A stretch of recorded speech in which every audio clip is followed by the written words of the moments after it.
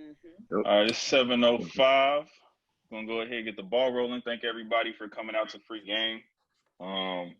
Got a very special edition of Free Game tonight. We're talking about historically Black colleges, universities, and we got some special guests with us. The owners and proprietors of HBCU Drip are here. Before we get them to introduce themselves, we'll get our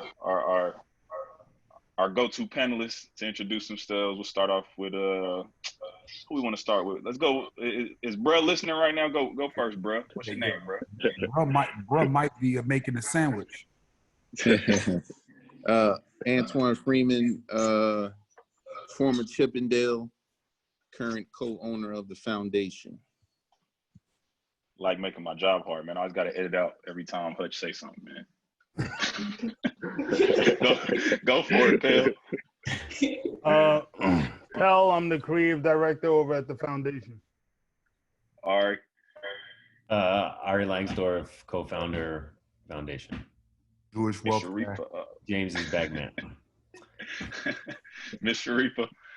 Sharifa Murdoch, co-founder of Liberty Fashion and Lifestyle Fairs, owner of Envision Fest. Yeah. Dope. Jay, go for it. James Whitner, owner of the Whitaker Group. Thank you guys for investing your time with us.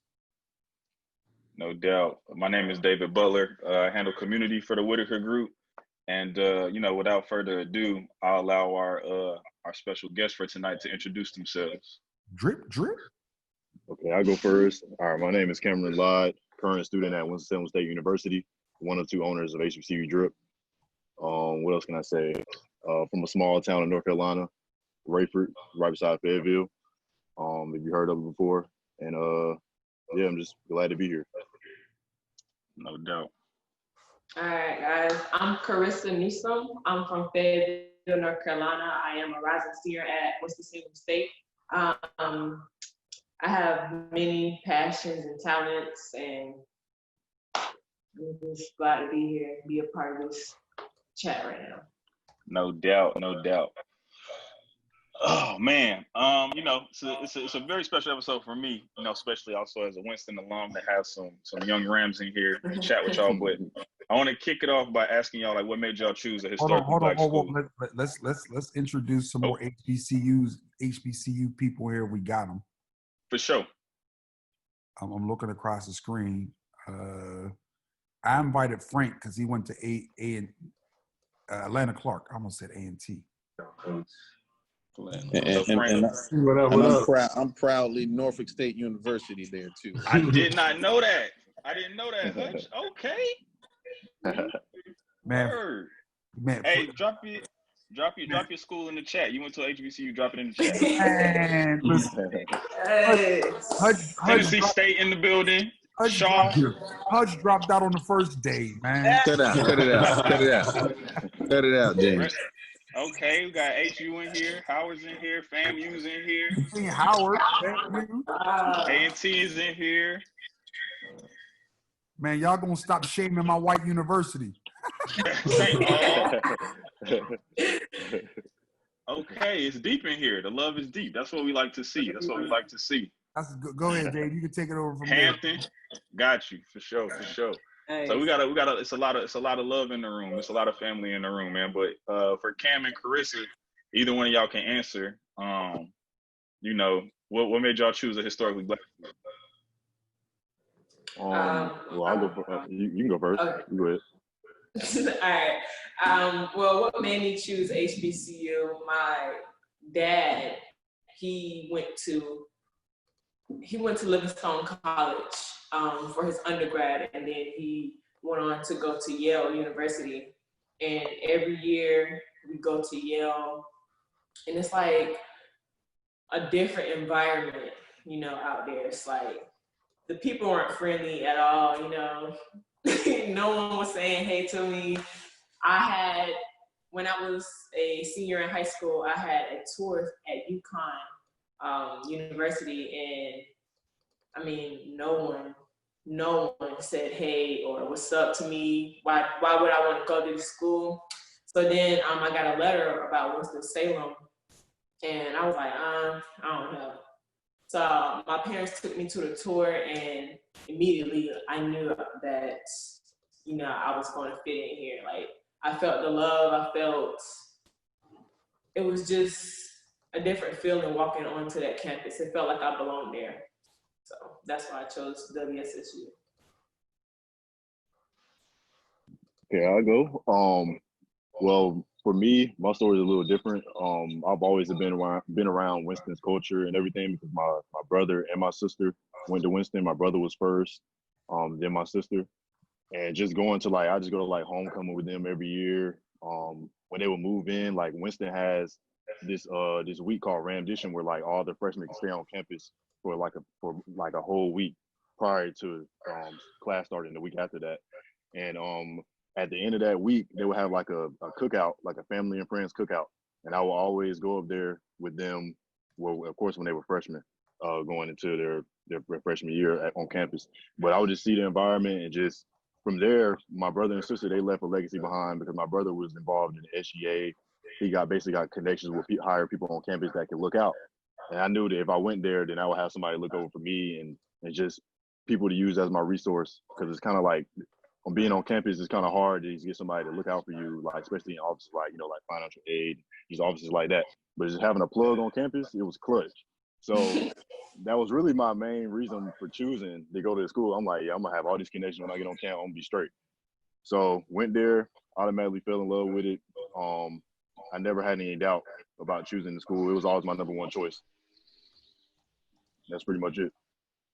No doubt. So how did y'all meet in terms of getting ready to start the page? Like, how'd y'all link up? You want to tell them, or?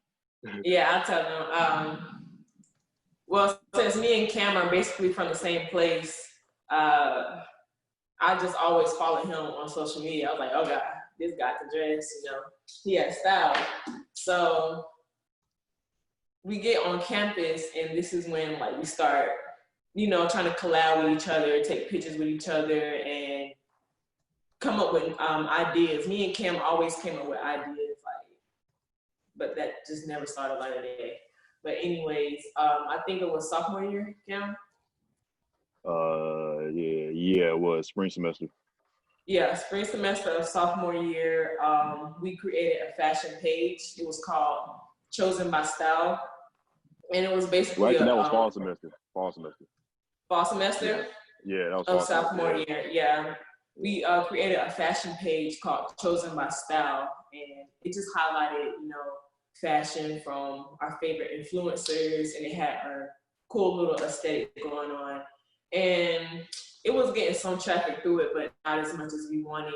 So one day Cam had called me up, and HBCU drip was made. Yep.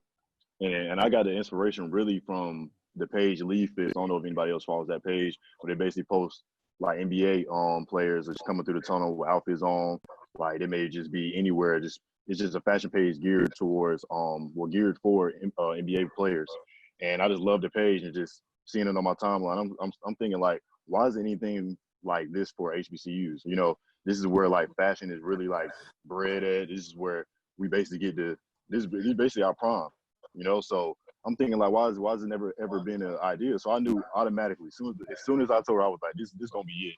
So I'm telling her the whole time, we good, just be consistent, posting new content every day, just being consistent. That was the main key. And it just really feels like we fast forwarded here for real. And it's grown to way past what we thought. We never thought we were gonna be making merch for the page. We never thought we was gonna build a website for it. We really just did it for HBCU students to be able to just a safe haven for students, just to come and meet other students that have the same interests as them, interested in clothes, fashion, music. And that's why we kind of put a little statement together which basically describes our page, and it's basically the intersection for fashion and culture. That's where it is at HBCUs. No doubt. For and speaking of that in terms of a lot of trends and stuff, I guess to pivot to some of the other folks on the panel. Also, if y'all got questions, drop them in the chat. We just changed the settings on the chat, so everything's going straight to the host. If you got a question, ask your question in the chat. We'll call on you, unmute you, so you can go ahead and get your question asked. But in terms of pivoting to some of our folks that work in the fashion industry on the call, how do y'all see that translation? What has been y'all's experience in seeing how trends translate from grassroots movements like what HBCU Drip has into moving into like retail spaces or the trade show space? How do you guys see that connection between the two? I mean, I think youth culture, you got to follow the marketplace, right? And you got to always look at what the kid and understand what each generation of kids is bringing to the marketplace and how they're coming in and looking to change or reinvent or add new. So I think for me, I've always focused on all young Black youth. Like I used to like to say I live it, see it, but I guess I don't live the same way I used to. So now it's like through social, right? Like so when shit who hit us on HBCU Drip from our side. It was Jeff. Yeah, Jeff. Jeff. When Jeff hit us and was like, "Yo, you want to do this?" And I looked, I was like laughing, like, "Hell yeah, it makes sense." Like to your point, that was a setup question, Dave. Hell yeah, it informs. Hell yeah, it informs the marketplace, and we all know it. A little few alley oops. Anybody else want to chime in on that point?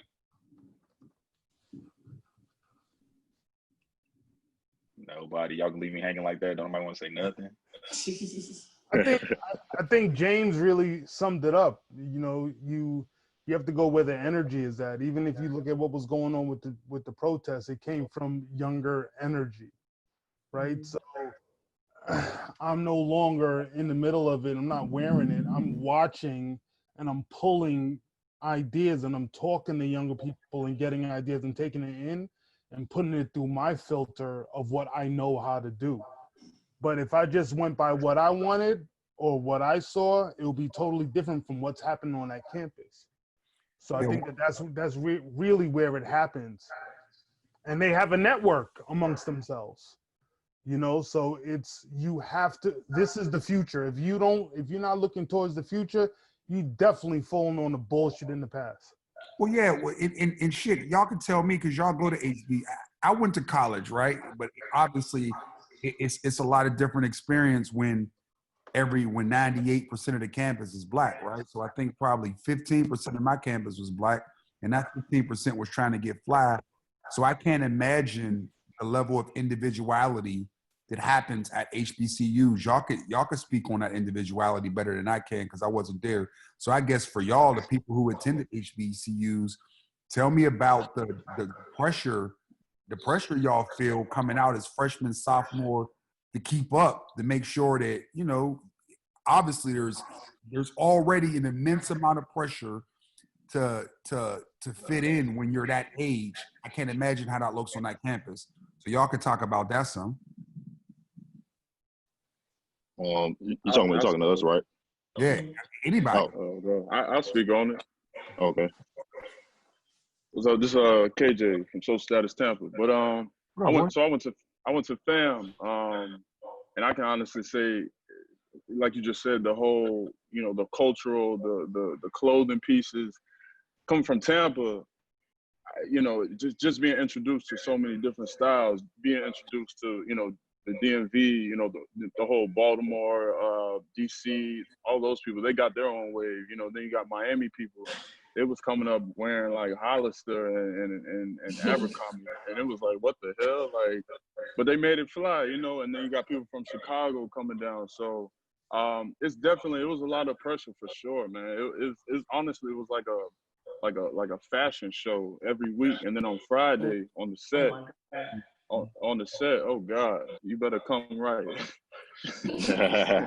If you don't come right, you might as well go home and try it again and come back.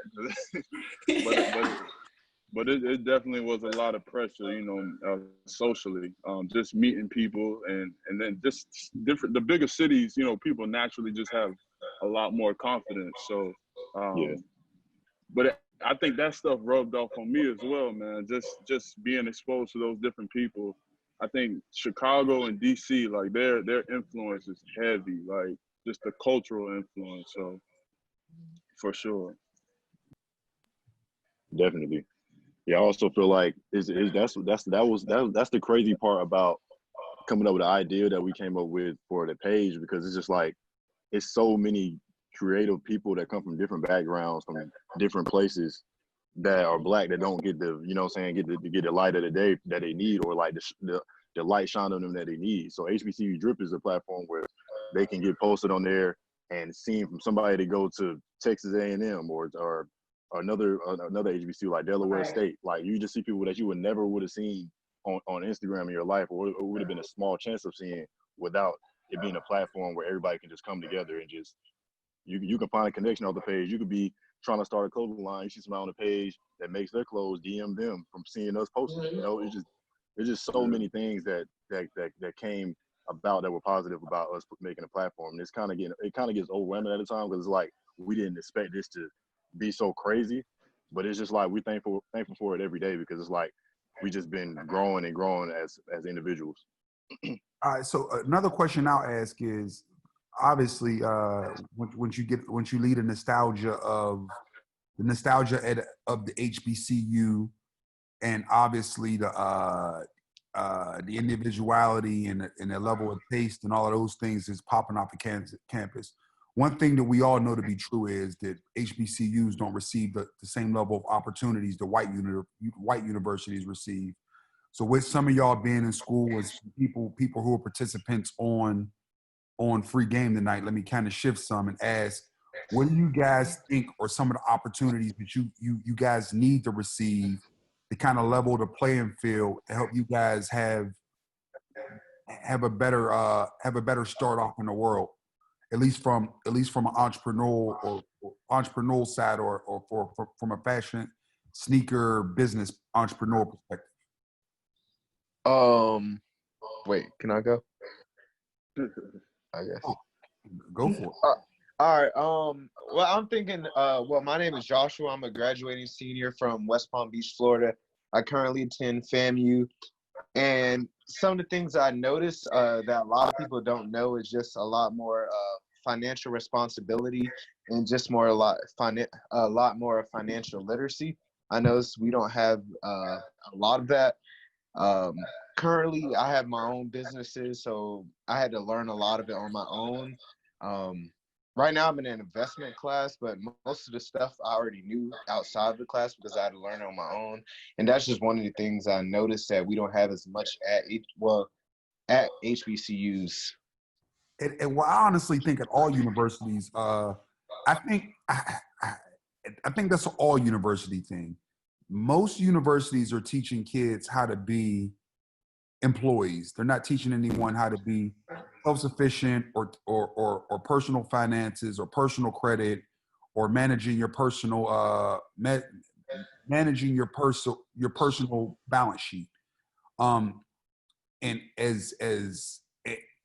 I think the Black community as a whole, that's something that collectively we don't talk about, managing our own personal balance sheets. We talk a lot about personal accountability, but not as it relates to finances. But I think that's something, I mean, obviously that's what this platform is for, to talk more about that. So if anybody got any questions along those lines, feel free to throw those into the chat and we can get into some of those things. Yeah, and I mean, I'd add too, just from like a top down level, if you will, in terms of dealing with boards and institutions. So when I was at Winston, I served on I served in SGA 3 out of my 4 years. I graduated as student body president, and sitting with the trustees, just being able to have more outside influence. And obviously I'm cheating, right? Because I know the work that we're doing at the Whitaker Group as well, but we need more just kind of diversity of thought and bridging gaps between the young student population and the boards that serve these institutions. I think a lot of the thought processes that are used to run our institutions these days are a little bit dated and kind of teach a little bit more of assimilation as opposed to teaching you to forge your own path and giving you the tools to forge your own path. I mean, I think that comes from the historical context of why the institutions were created. But I think as the world is starting to change, just trying to get us to update some of our systems and thought processes so that we can have, so that we can empower students a little bit more. Like, I got my first opportunity because I literally had a professor, you know, that was like, yo, I want you to make merch for my media company. And that was based off of a hoodie I was wearing in class. And I didn't know nothing about screen print at the time. I didn't know nothing about graphic design or none of that. But he tossed me an opportunity. And I think we could institutionalize some of those opportunities. We would start to see, you know, better outcomes for our students and ultimately for our. But we had one question from Tariq Suber. So Tariq, if you want to ask your question now, you can go for it, bro.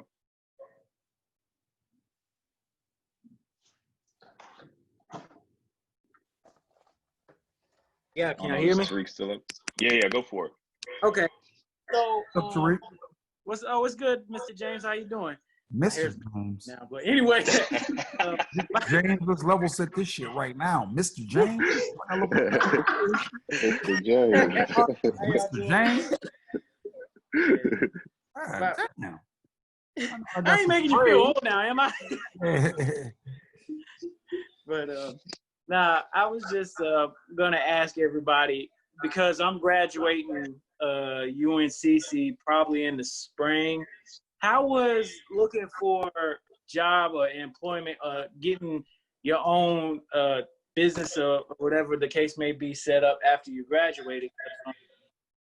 I feel like when I went to UNCC, in the sense of I was kind of sold a pipe dream as far as opportunities and connections and this and that, being at a PWI. And granted now, COVID has changed everything dramatically, but I just feel like, you know, it was because I was transferred in, I was a transfer student, not a freshman. I didn't really come in with a network of people like they do with UTOP. So basically when you're a transfer student, you're pretty much on your own and you kind of got to figure it out on your own. And I didn't like that. So I would just say, how did y'all, after you graduated in HBCU, how did y'all navigate like employment, everything like that?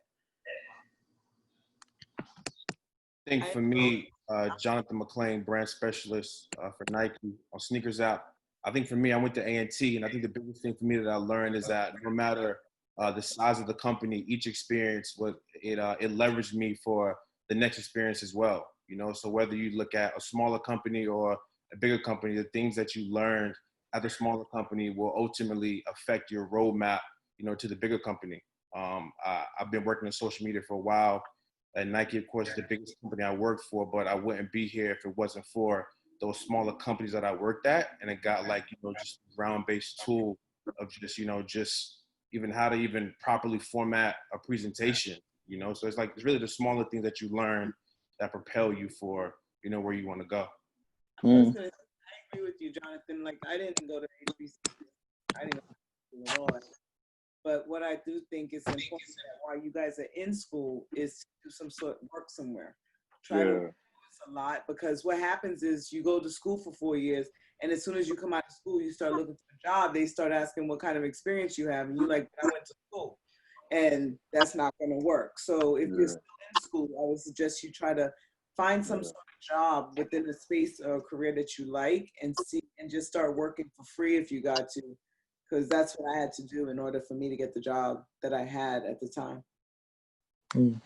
I think I got a similar kind of story as well. I think so. I transferred from FAMU to FAU, Florida Atlantic in Boca, and like you said, I was a transfer student as well. So you know, you kind of lost in the sauce. You know, you don't really know anybody like that. But I think you just got to take it into your own hands, man. You gotta do your research. You gotta be diligent. You know, you gotta look up the companies, the type. So for me, I got my degree in urban design, so, you know, branch of urban planning. So for me, like I literally Googled, you know, 30 plus firms in South Florida, and maybe I probably got maybe 15 responses from the 30, but then out of those 15, probably 2 or 3 that were like serious offers. You know, I mean, of course it took time, but that's what separates everybody. You know, the people that are willing to do stuff that nobody else wants to do. So, you know, if you just got to work hard and just go at it. Gotcha. Yeah, I was about to say, for me, my experience was a little different being connected on campus as I was. I actually was very, I wasn't looking for no job. I I wasn't really looking for a job coming out of school because I was just burnt out from going so hard for 4 years. But Right. the lady who was running career services actually called my phone and told me that Coca-Cola was taking resumes and that they were looking for top students, and asked me if I wanted to, have my resume put into the pile.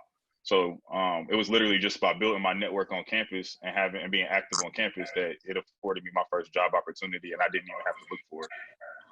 Yeah. So I'm currently in that position now. I'm in the process of transferring from UNC Charlotte to Hampton University. And in transferring, just being able to persevere in not getting phone calls back and not wanting to give up on the process being difficult. I think getting in those rooms helps when you get on campus, need those different offices and things like that. Got you. So it's basically just closed mouth don't get fed is what I'm hearing. Yeah, man. You gotta create your own situation. Yeah. Yeah. And I just hate that, like, I can only speak for UNCC. They don't really, and this is why I wish I went to a HBCU, because I feel like they utilize the talents on hand that is already presented at the school, where versus at UNCC, there's a lot of red tape. Let's say if you wanted to have an event or if you wanted to DJ an event. Yeah, so. But I still make stuff all the time. Yeah, I was gonna say, no, man. It's any institution you go to, man. It's gonna be red tape, whatever you're trying to get done. It's red tape everywhere, and that's a fact of life. Like people used to complain about standing in the financial aid line. I was like, have y'all ever heard of the DMV or the post office? Like, right. This is preparing you for life, yo. Like that's definitely. So I just got a message from Kayla. I'm not probably pronouncing that wrong. They said they had an initiative that they would like to share. Has to do with business investments for Black entrepreneurs. So if you would like to share that, the floor is yours. If you're still in here. I'm still in here. I got out, but I'm back. Okay. Hi, my name is Kelly Vonnier. I'm a founder of a technology startup. I follow James, follow Free Game. I learned what he's been doing, and I thought it makes a lot of sense. My opportunity, I didn't go to a HBCU. I went to the University of Louisville, but a mentor that I met over there was someone who gave me so much opportunity that helped me get to what I was doing and cross the red tape, right? We're talking about red tape. We're talking about opportunities that are disproportionately distributed that a lot of young Black folks don't get. And so we started an initiative that to connect Black folk, young entrepreneurs, or just anyone who wants to build something or create something, to connect them with like more experienced people who have sold their company for a couple million and who have funding to put behind, right? One thing that we hear a lot is a lot of Black students or just young Black folks are mentored or over-mentored, and sometimes no one is writing a check or putting money behind them. And so I'm inviting anyone here who is working on something or working on something new to apply to our initiative. What we're doing is we're connecting you with a founder, and you would spend a year mentorship, 30 minutes, either virtually or one-on-one, helping you get to whatever goal that you have, hacking their social network and bringing that social capital that they have, as well as financial capital, and giving it to you. Whoever the people who get selected, we have 10 spots. Whoever who gets selected gets 25K investment if it's a business, or a 25K grant if it's not a business that is something that could grow. So I just wanted to share it out. The link is directtofounders.com. I'm going to leave it down in the chat, and you can add it there. There's nothing we want. Like, I don't want anything. We just want, I was just given an opportunity. I live in Louisville. There's no Louisville that is away from Silicon Valley, and a founder who gave me an opportunity, who said, hey, let's listen to this Black boy, this young Black kid. Allowed the other folks around my city say, hey, let's listen to him, let's see what he does, and gave me his social capital. So that's all I wanted. That's what I wanted to do. That's why I got in here and just jumped in to do this. And so, but thank you. I will send a message to everyone. I'll send a message out there. It's direct to founders. It's a type form. It takes less than 2 minutes. You just apply and just tell us about yourself, and that's it. Cool, Keller. Thank you, man. Thank you, man. We appreciate it. And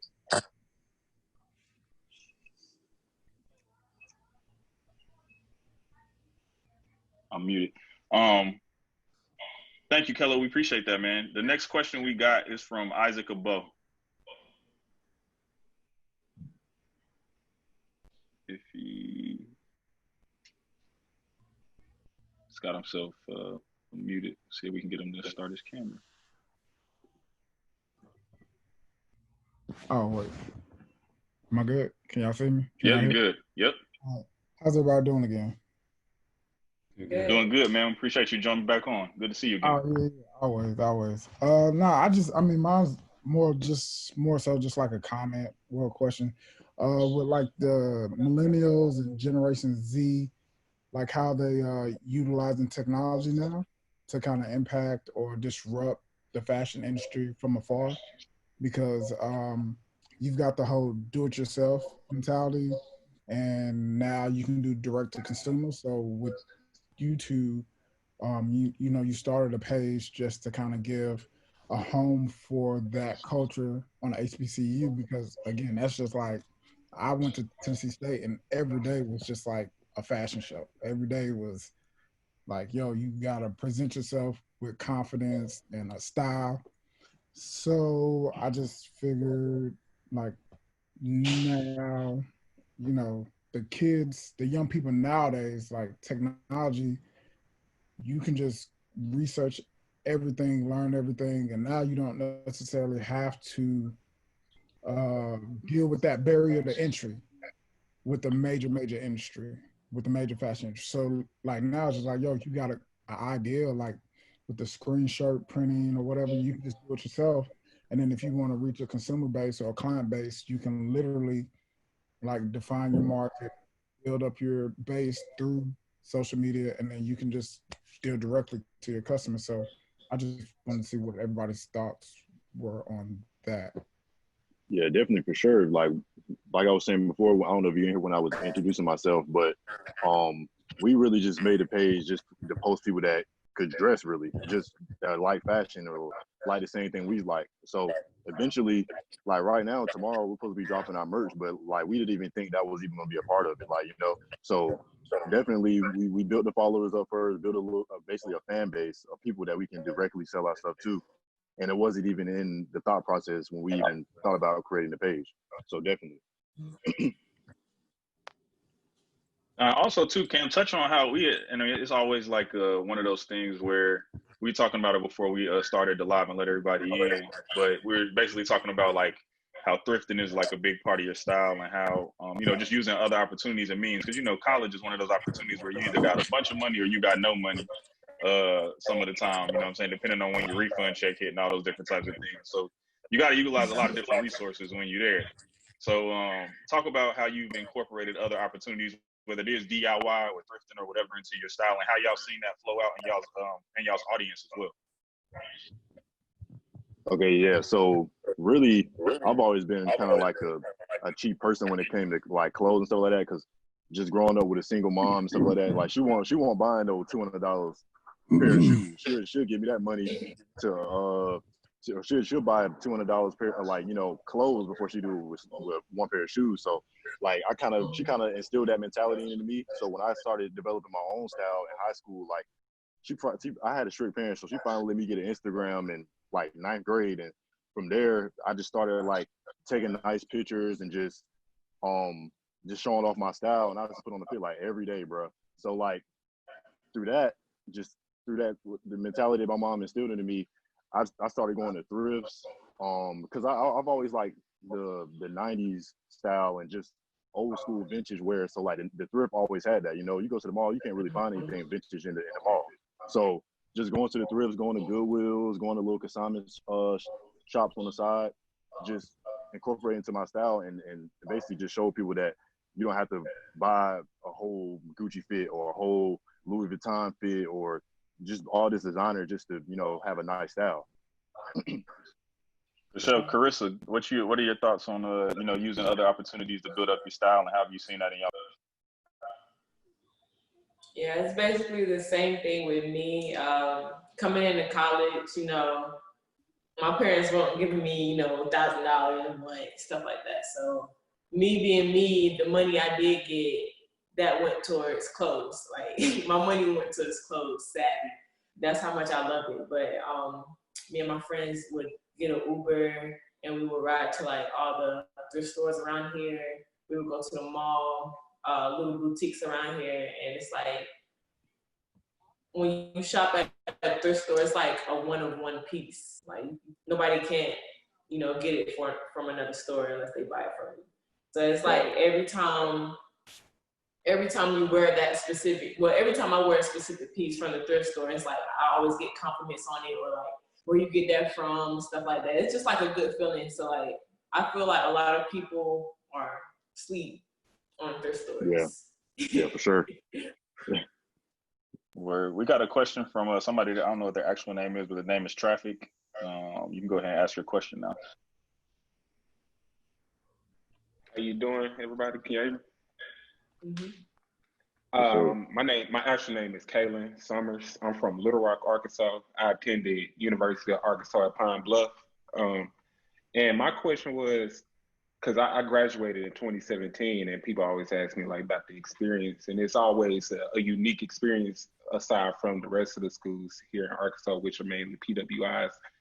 And my question was, how do I convince the younger generation of high school students that come up? How do I convince them that HBCU is the place to be for expanding your creativity? I think personally, just when it comes to selling people, I think college is a personal choice, right? And not having attended a HBCU myself, I think it's all about understanding the individual and what their needs are, and then figuring out ways to get them there, right? I always remember Black College Tour. Like, I remember when around the hood for summertime, I was always playing basketball, but everybody would go on the Black College Tour, and I was usually all the people who went on the Black College Tour. Most of those people end up at like black schools. Now, I talked out of turn a little bit, so let you talk to some of the people who actually went to HBCUs, but that just hit me, so I felt like I would jump in it a little bit. Yeah, now to James's point, it's definitely an exposure thing, bro. And when you talk about giving back, and when you talk about making an impact, I always like to think of it specifically in this context when we're talking about schools in three ways. You got time, talent, and treasure. And you can spend a lot of your time and your talent getting tapped in with the younger people, letting them know what your experience was like there, signing up campus tours for them, because ultimately people's reality is only shaped by what they see. So, for me, I was one of those people that went on a Black College Tour. You know what I mean? It was called, down here, it was called Campus Connections. So between my junior and senior year, I had seen every Black school that's on the Eastern Seaboard. You know what I mean? From Alabama all the way through going up to Delaware State. You know what I mean? And that definitely helped shape my perspective. And it lets you see those environments, and you can picture yourself being there. So I mean, for me, I think it's an exposure thing. It's an exposure and letting people know about the opportunities. It's about changing narratives.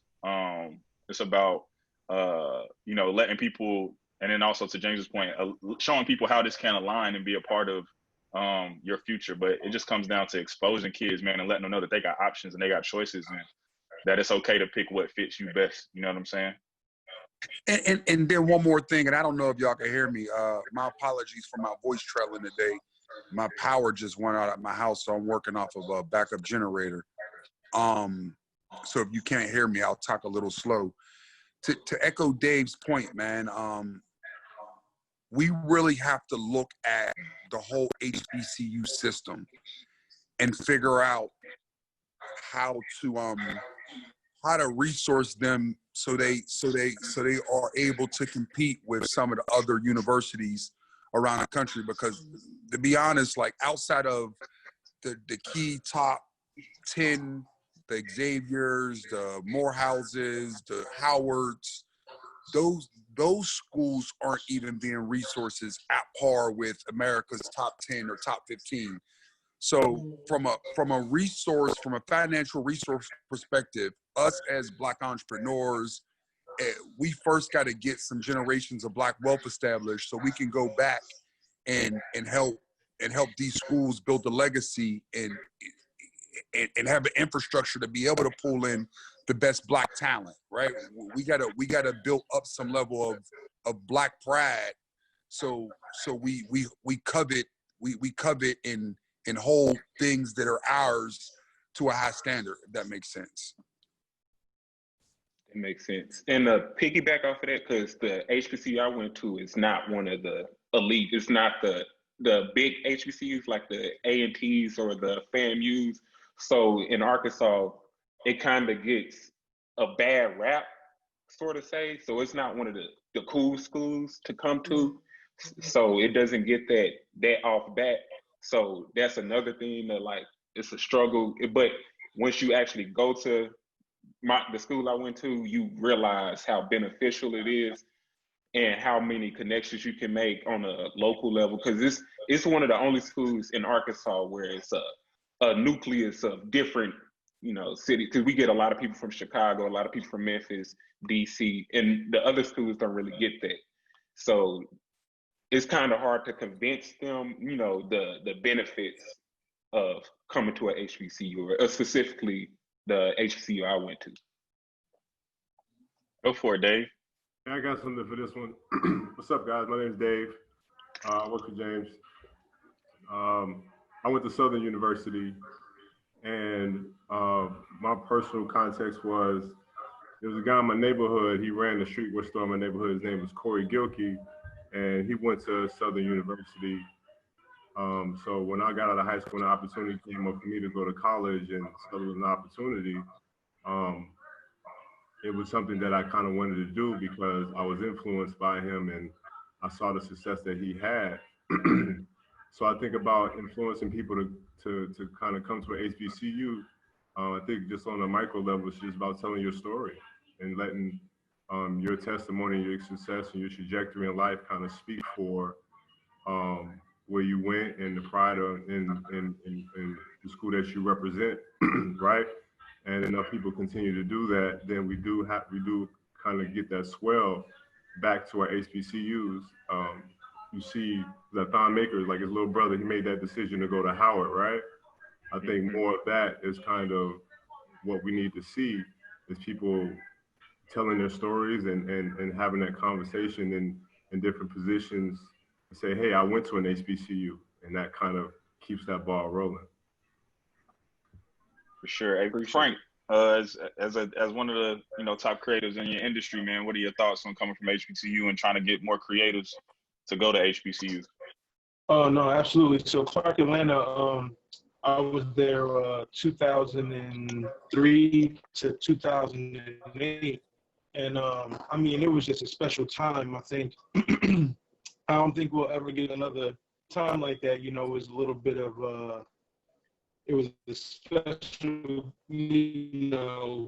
time where we had Katrina going on, and it was just a melting pot. Like, all my roommates were from like DC, and again, like seeing these different styles from these different cities, these big cities, like you said, Chicago, Miami's, and Texas, and Cali. That's where I learned like this and all this like different culture, and it was a big melting pot. And I think the AUC is a little special because, you got three schools. It used to be four, but, Morris Brown was there. But, just to see the different walks of life, it definitely helped me in my career. And just knowing the music and the culture, my DC dudes put me on go-go, you know what I mean? Like, Texas dudes put me on screw, like it was just a special, special time. And I encourage it because, again, I think it you know, some of our facilities and it was just the grind, you know, it prepared me for the grind because it was, you know, we didn't have as many resources as you would, you know, in a different university. Again, we had the Friday market, man. You know, on Fridays, like if you could get on Spelman's campus, you know, on Fridays, it was the show, man. Everybody was dressed, you know. We were spending, our refund checks on BBC. Season 1 and season 2. You know, it's just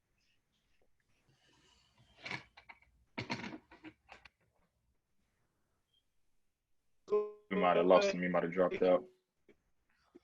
Or is it it? was a special time, and I'm super thankful for it.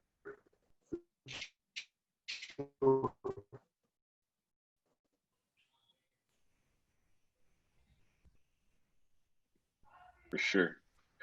I'm not sure. I was having some internet, some connectivity issues. But Yeah, me in too. terms I thought it of was. got you. So going back to Cam and Carissa, what is y'all's so y'all obviously started something, y'all had a fresh idea, and it was you know, something that y'all just kind of started and then it picked up. What's it been like, or how have you managed the growth of the platform, or what's that experience been like in growing something the way that y'all have?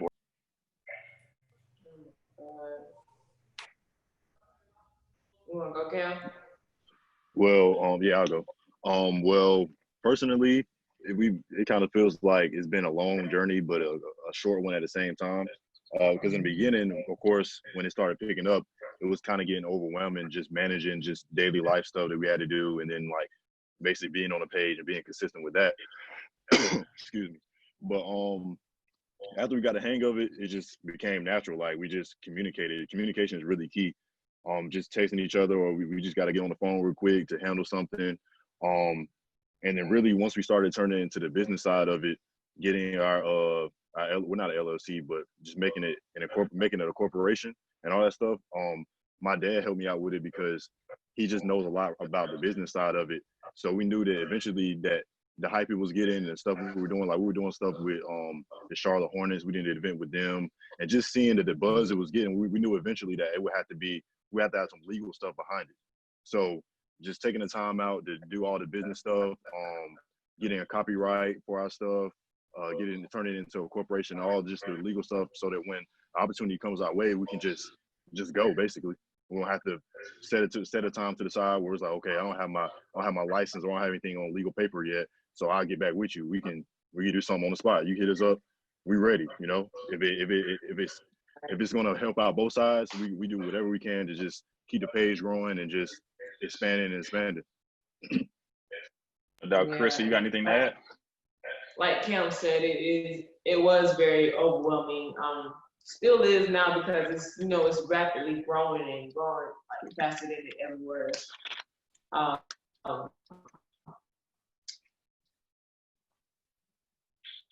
For sure, and I think I like for some of our other. The page, several pages. No. Can you hear me? Yeah, we can hear you now. Okay. But yeah, like Cam said, it is very overwhelming. The page is still growing rapidly, faster than it ever has, you know. But the page is really, it's getting noticed to where it's a new page every day, like based off of our page. So that's how you know it's like we're doing something good, you know, it's steadily going somewhere. Yeah. For sure. And I like to pivot to some of the other panelists on the call and ask, like, they talked about a little bit about professionalization. Can you guys talk about that kind of in your past, and at what point you guys in your businesses went ahead and professionalized? I think, are you asking us, Dave, or are you asking some of the younger guys? Damn, did I just call myself old? I'm asking A little bit. But yeah, and I'm talking to y'all, talking to our seasoned fashion folks here. Now you want to call me seasoned? You just call me old again. Hey, that's for that skinny comment on my IG earlier. No, I think man, your heart looked like it was jumping out of your shirt, bro. No, I think it's something that I realized early on. Like you have to be, and I say the same thing every week about intentional, right? Like, so once you get a business idea out of your head, the first thing you should do is trademark the name, look at your corporate structure, have a bank account, have a tax ID. Because to Cam's earlier point, if you're not prepared to be successful, then it's not that you won't succeed, but the hurdles to getting to some of the things you should get to gets a little more difficult. So for me, it was very early on. I'm the guy who got LLCs that I didn't use from 2002, just because that's just something that I pride myself on being prepared. So for hell, we still use Flavor Factory LLC today. Today, our Nike account is under Flavor Factory LLC, or one of our Nike accounts. So it was very early for us. Anybody else got anything to add? And Dave, let me take a second. We just got Chris Wright, and I can't say I'll let him do an intro for himself. Chris is a graduate of Atlanta Clark, also in a veteran of the industry. I think Sharifa's familiar with Chris. I think everybody else on the team is familiar with Chris. I'll let Chris jump in and grab the mic for a second here, since he's a HBCU alum. What's up? What's up, everyone? Appreciate the intro, James. Wouldn't expect anything less of you. I'm not really sure where you guys left off specific to HBCUs, but I'll just take a couple of minutes just to kind of give you my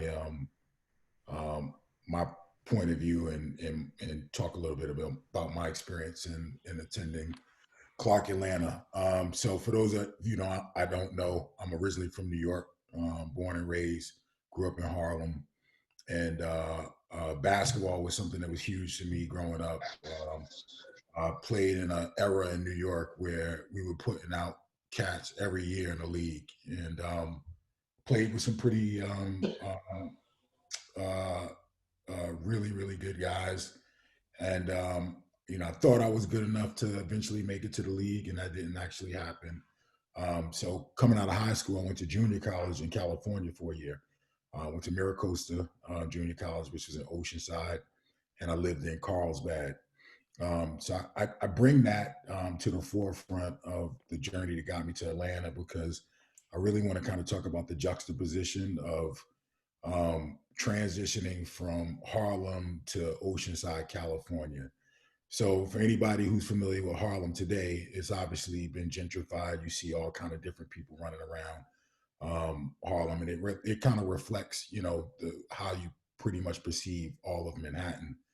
But in that era, Harlem was exclusively Black. If you saw white people in Harlem, they were either cops or drug addicts. So fast forward, my freshman year of college, I go to California to try and pursue this dream. And now I'm thrust in an environment where I'm around all white folks. And it was a culture shock for me. Add to that, Oceanside and Carlsbad are like literally 35 minutes from the border of Mexico that took you into Tijuana.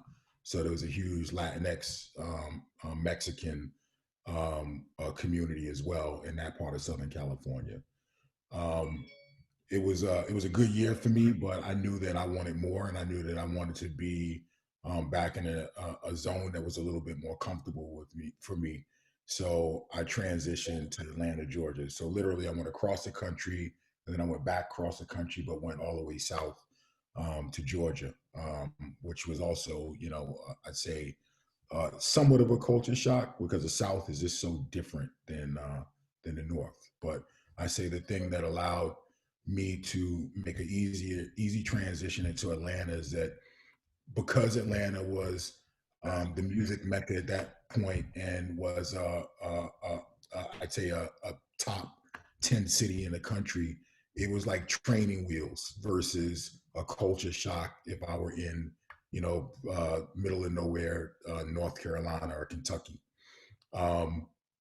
So for me, making that transition back to a city that had a high concentration of Black folk was really comfortable for me, and a good place for me to land, to go through the next 4 years of my life. I'd say what was really interesting for me is that I always tell people I lived in Atlanta and I just happened to go to Clark because I got really ingrained in the city, and less ingrained in school. And I want to really clarify that. I was in school every day. I went to all classes, all that stuff. But um, Atlanta's such a unique city. The AUC was such a unique college experience. It was less about me being a Clark dude who was a Kappa or an Omega, any of that. I was more in the community. I was hanging around Dungeon Family. I was, hanging around my friends who went to Morehouse or Morris Brown. I was hanging around my high school teammate who played basketball at Georgia Tech. So it was really like it was my coming out and gave me more of an experience of being what's the word I want to use, like assimilated into Atlanta while going to college there. So it was really special. What I'd also say was really special about the HBU experience for me, it got me focused. And, one of the things that I realized later in life is that there's a certain perception out there about going to HBCUs. And I want to sit here and tell everyone on this phone call today is bullshit. Don't believe the shit that they tell you. It's the same thing they tell you about the high school you go to. My sister, as an example, went to a private high school in New York, and I went to Catholic high school. The high school experience was very different from an educational standpoint, but at the same time, when I look at our maturation and our experience and our journey to where we are today, I say we're on equal footing. So it's not about where you go; it's about how you take advantage of the opportunity. And again, when I think about a lot of the people that I went to college with, so many hustlers, so many people that are doing their thing in their own right, whether it's the music industry, whether it's politics, whether it's starting their own wine company. Like there's a lot of really, really strong professionals that have come out of HBCUs. But I say that just to kind of lead to this point. Clark Atlanta got me focused. I grew up with two very specific passions. One was for sport, specifically basketball. The other was for music, specifically hip hop. And for me, I wanted to figure out how I was going to be able to harness those passions into a career, and literally being around people who look like me, being around people who had similar passions, being around people where I could have honest dialogue. It really helped me come to shape and figure out what it was that I was going to be able to do to turn my passions into a lifelong dream. And I sit here 25 or so years removed from college, and I can say that I'm very happy where I'm at in life, and I credit where I've landed with the experience I had going to Clark Atlanta University.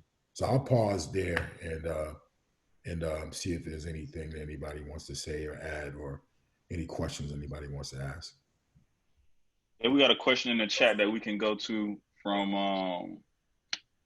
Casey Merriweather Hawkins. If you're up here still, yeah, I'm here. And go ahead and ask your question. Okay, hi everyone. So, yeah, my name is Casey Merriweather Hawkins. I'm from Columbia, South Carolina, but I attend Tuskegee University. And I really just had a question about like how to land opportunities. So a little background information. I went to Tuskegee originally to become a vet, and gradually I kind of gained a love for photography over time, passion and creative directing. And so now, it being my senior year, I'm in a place where I'm struggling to like find places that will accept me, especially with my degree in animal science. Um,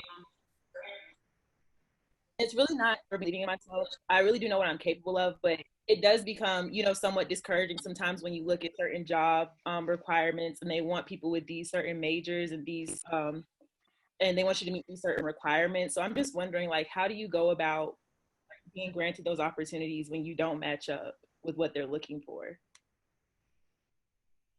The only thing that I know I'll speak directly to that experience because I had a very similar experience. I picked up photography in college, and it went from being something I did on the side as a hobby, and I ended up, making money from it while I was in school and liking it. But it took me a couple years to figure out how to transition that into transition into the professional industry of photography. So I would start by one letting you know that there's an industry for photography and how it works, and there are several different pockets within that industry. Whether you're talking about commercial photography and being in a studio all day, where you might be shooting product shots, where you talk about editorial photography. So I will really get familiar with how the industry is structured and understand what those revenue streams are, so you can know where to apply your efforts. Second, the only thing that's going to give you an edge in the space, if you don't have the quote unquote credentials of having like a BA coming out of school or something like that, is going to be your literally your portfolio and your network. So I went through the gradual process of working retail so I could be close to the brands that I like to see, or the brands that I loved, and was at the same time taking on finding different ways to professionalize and commercialize my portfolio. And I would be very specific about the type of work that you want to do, and build a very strong portfolio around that type of work.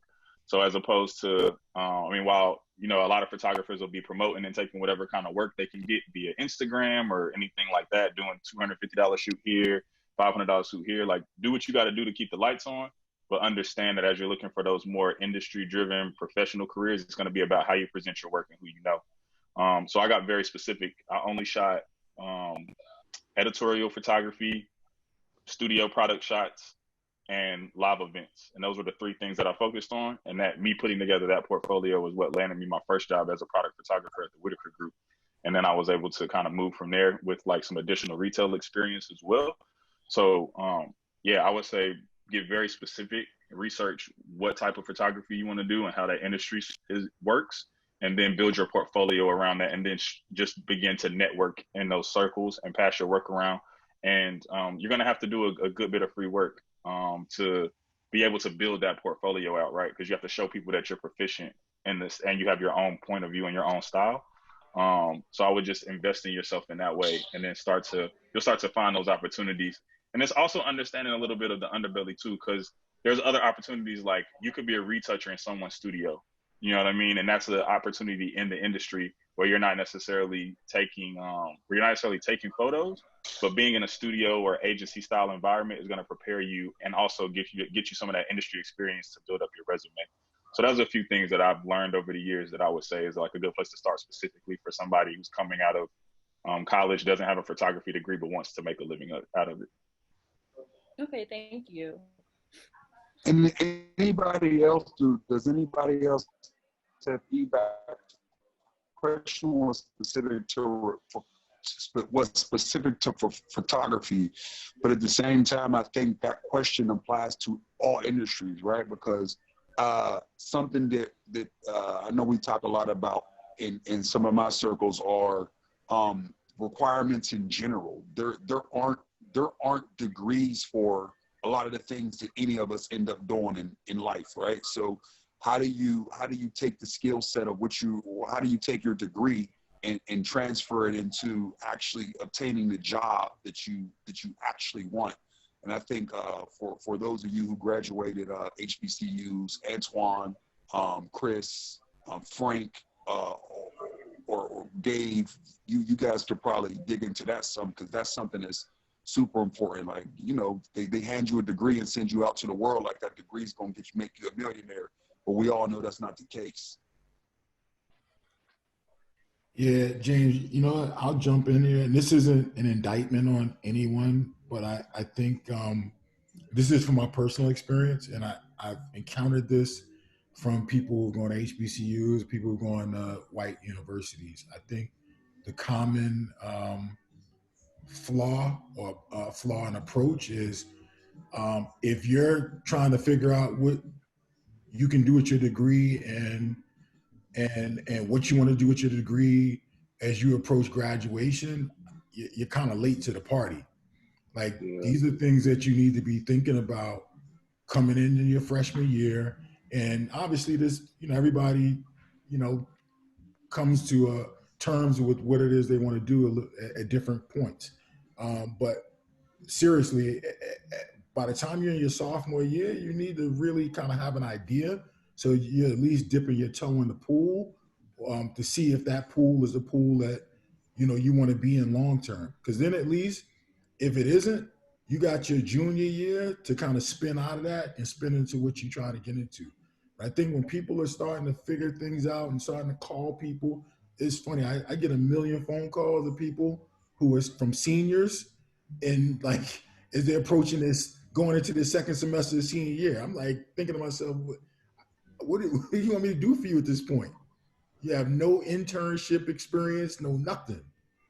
It's hard to really do anything when you haven't really, been intentional about figuring out what path was going to be the path that was going to get you to where you wanted to get. So I'll pause there and let somebody else jump in. Yeah, for sure. Anything is relevant as far as if you're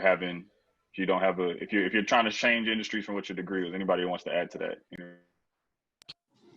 Well, I'll chime in. Now say, obviously I went to HBCU, NSU, but my college experience was not like, I always say, it wasn't like a normal college experience that some of you guys may have had or what they show you on TV.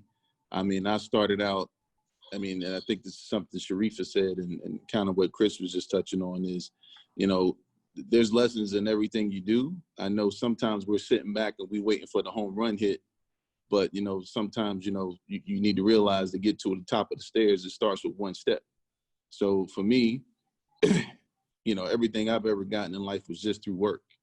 I came out of high school, I ended up taking a job in a mall, and I was working at a sneaker spot, and it was just I think sometimes people get jobs like that, even if it's a McDonald's, and you look at it as like, well, I'm just doing this, but eventually I'm trying to be the president or whatever you're trying to do, whatever your ultimate goal is. But a lot of times when you're young, you're coming out of high school, teenager, whatever it may be, sometimes it might take you a little bit of time to understand what you like and what you want to do. But what I will say is I think there's lessons in everything that you do, big or small. And I think it's something to be said about, if you're working at McDonald's and that's not what you want to do, there's somebody in McDonald's that's a millionaire or a billionaire, that they own it. There's managers, there's this. So while I'm on the burgers, I might want to learn about what the guy on the register does. And I might want to learn, you never know what opportunities can come from that. And like for me, taking that job at 16, I've never had a resume in my entire life. I started out with that job in high school, and from learning that, the business of fashion was changing, and I just happened to be there working, and because I was doing, I guess, a good job, because I kept getting promoted. And from those promotions, I was learning more about the business. Like, okay, until eventually the owner of the store asked me to help him with buying, and I didn't know even what he meant at the time, because I was like, I don't have any money. I don't know what the hell you're talking about. But basically, he was telling me he wanted me to help him pick out product for the store, and that was after me being there a few years, and then. Once I was invited to that, but there, again, there was lessons on the way, right? I had to learn how to be an employee, and then I learned how to be a key holder. Then I learned how to be assistant manager. Then I learned how to be a manager. So it was one of those things. And before you know it, I was actually helping them buy. So that's how I learned about buying. And then I learned about the people who were selling us the products. So I learned about what they did. And that's how I kind of shaped what I eventually ended up doing, and realized that was fun. At the time I was going to college still. And I would say, to Chris's point, by the time I got to be in, sophomore or junior, I realized what I was doing over there, I really, really liked it. And I wanted to do more. And going to school was just a matter of making sure that I had the paperwork. But by then I'd already kind of figured out I wanted to do something in this world. And it was fun. And I was trying to figure out how could I make a living on it. Going to college, I just wanted to make sure I finished to get my degree. But I wouldn't, I would go to school literally and go straight to work. I didn't do many of the school parties, and I didn't get to join the frats, any of that. It was like I went to class and I went to work. And I would end up at buying shows during the week, and I had to arrange with my teachers to make up work if I could, or stay back, or take summer classes, whatever I needed to do. But I ended up getting a good degree, but also I was already on the path to what I wanted to do in life. So again, I know that sometimes we want to sit back and we waiting for the home run, or waiting until to get to the top of the mountain, or the top of the stairs. But sometimes you got to look at, it's a lot of lessons of what you're doing right now. The first step, you can't get $1 without a penny, and you can't get the top of the stairs without the first step. Okay, bro. Well said, brother Hutch. Well said. Another gem. Always. Hey, look, he 2 for 2. We might have to, keep making sure he comes back. Yeah. Thank you, Mr. James. All right, our next question is going to come from a resident favorite. Come on, Chantel. Chantel. Pause. I heard I couldn't ask the one I wanted to ask, so I'm not going to ask that. You can ask whatever question you want to ask. No. I'm not trying to get in trouble. I came in. They said it's too deep. Okay. So I'm going to sneak one in here. So I missed, I'm not going to do that one. So I missed hearing where everyone went to school if they did go to an HBCU. But if you did not attend the HBCU, panelists, which one would you choose? If I had to pick one, because I didn't go to one, if I had to pick one today. Mm-hmm. Norfolk State, James. Norfolk State. Don't play yourself. Go to town. Come on, 757. My brother. Man, you know what? Based on the way the world works right now, and me looking at the opportunities and how just picking today, I would go to Howard today. It's situated in the Northeast. Come on, facts. It's situated in I'm being honest. Blue Dot, Rock Boy. Listen, I'm going for my way to go out on a limb, James. You're a sucker. Sorry, man. Listen. What? Man, listen. It has the resources. And if I was the kid, me coming from the projects at that time, knowing what I know now, I would be trying to go to the best offer. So if you Google top HBCUs, the first one that's going to pop up, number one, most searches, it's probably Howard. So pretty. I am the same thing, Chantel. I was going to say the same thing. I would have gone to Howard as well. I actually am mad that I didn't go to HBCU. Mad. Because I definitely think I would have, met some amazing and incredible people that I could have got mentored from, or, something. It could have been a really great experience. Mm-hmm. Okay, who else? We got two Howards. I'll jump in here. I'm not trying to be ambiguous with my response, but the interesting thing, like, if you're in high school and you're a high school senior and you say you want to be a lawyer, you want to go to the best law school in the world, and you want to start at whatever the best law school in the world is undergrad, everybody's probably going to direct you out to Harvard. It's interesting that nobody really talks about what the HBCUs specialize in. So when you start really looking at the landscape of HBCUs, like these are all schools that have very unique specialties. As an example, Texas Southern is probably the best HBCU with regard to their legal program. Yeah. So like that's something that people should know. We Or have PV for nursing. exactly, and we have schools that are really really great for engineering. We have, like as an example, people don't even know that Clark has a dual degree program with Georgia Tech, which is one of the best engineering schools in the country. You have all of the agricultural schools like a Prairie View, like an A&T, North Yes, Carolina. A&T is one of the best engineering schools in the country now.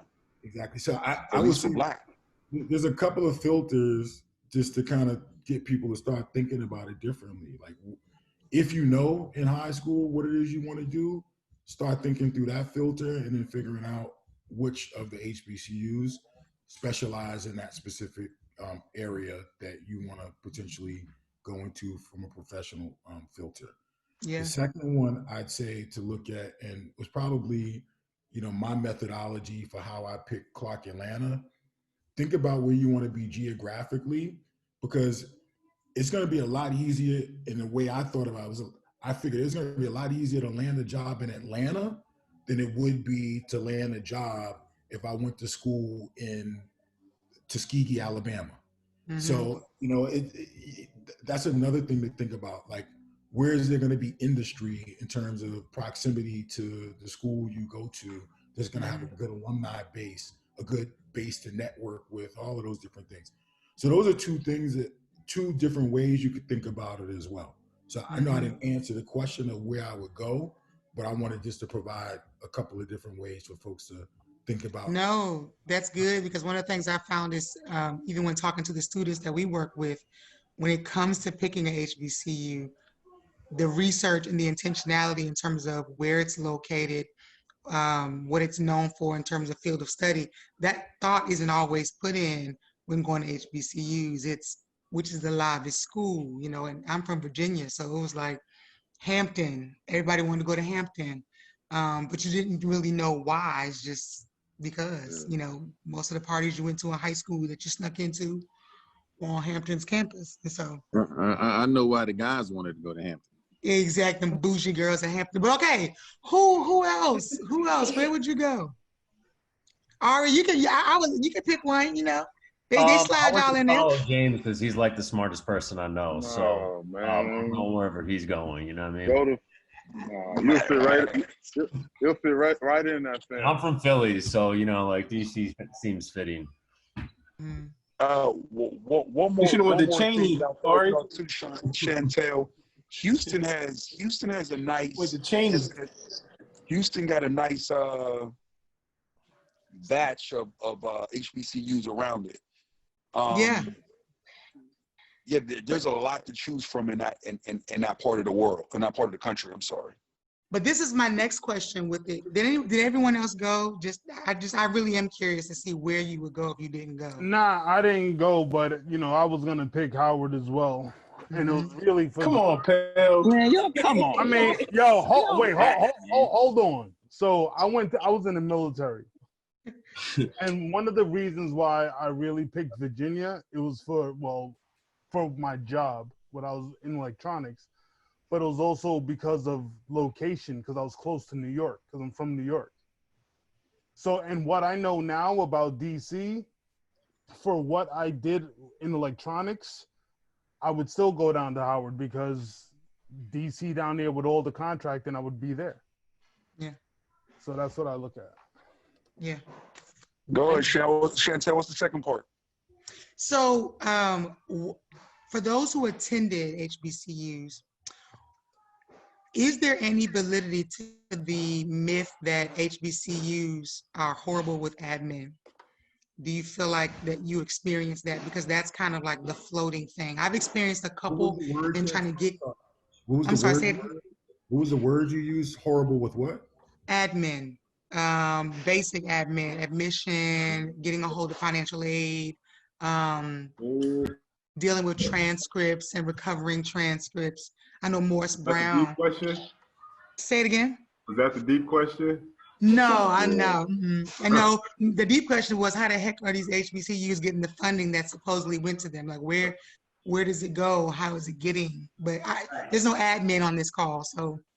Word. But do you, with those who attended, and again, this is not to bash because I am completely for HBCUs, but you kind of hear that floating around.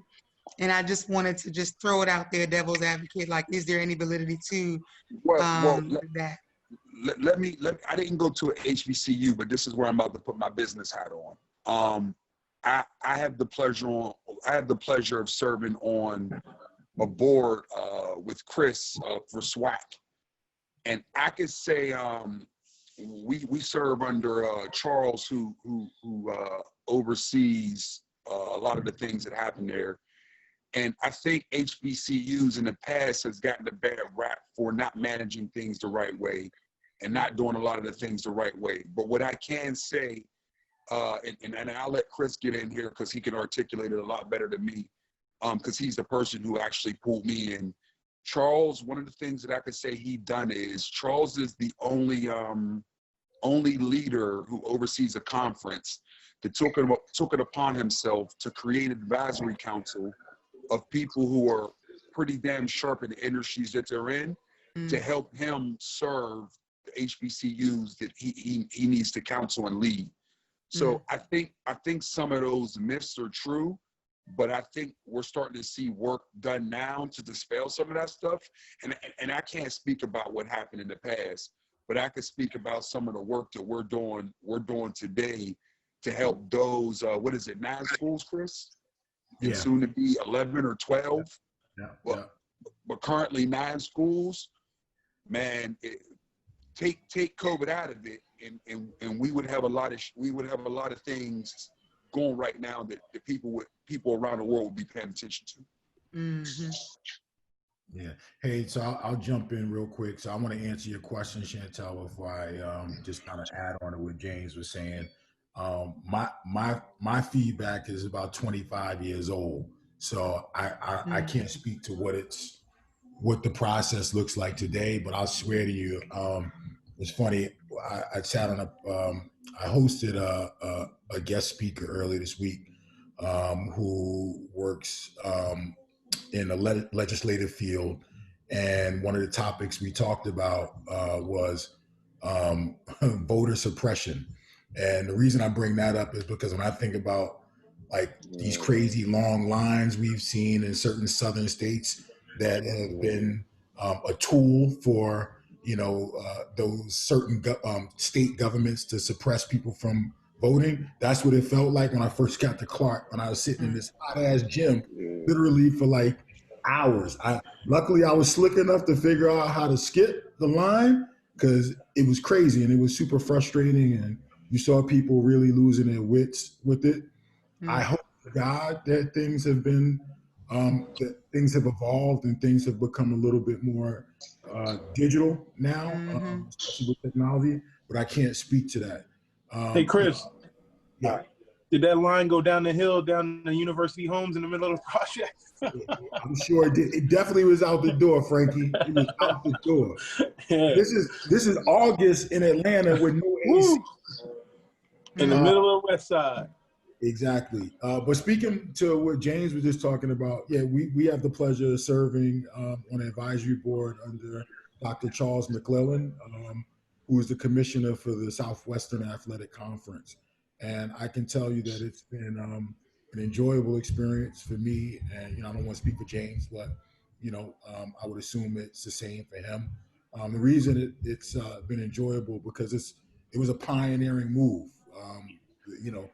Him having the gumption, Charles having the gumption to establish an advisory board of industry peers across multiple disciplines, to leverage as thought partners, to ensure that things like the question you're asking are thought through. All of the universities within the SWAC organization. That's encouraging to hear. Yeah, it's been truly encouraging.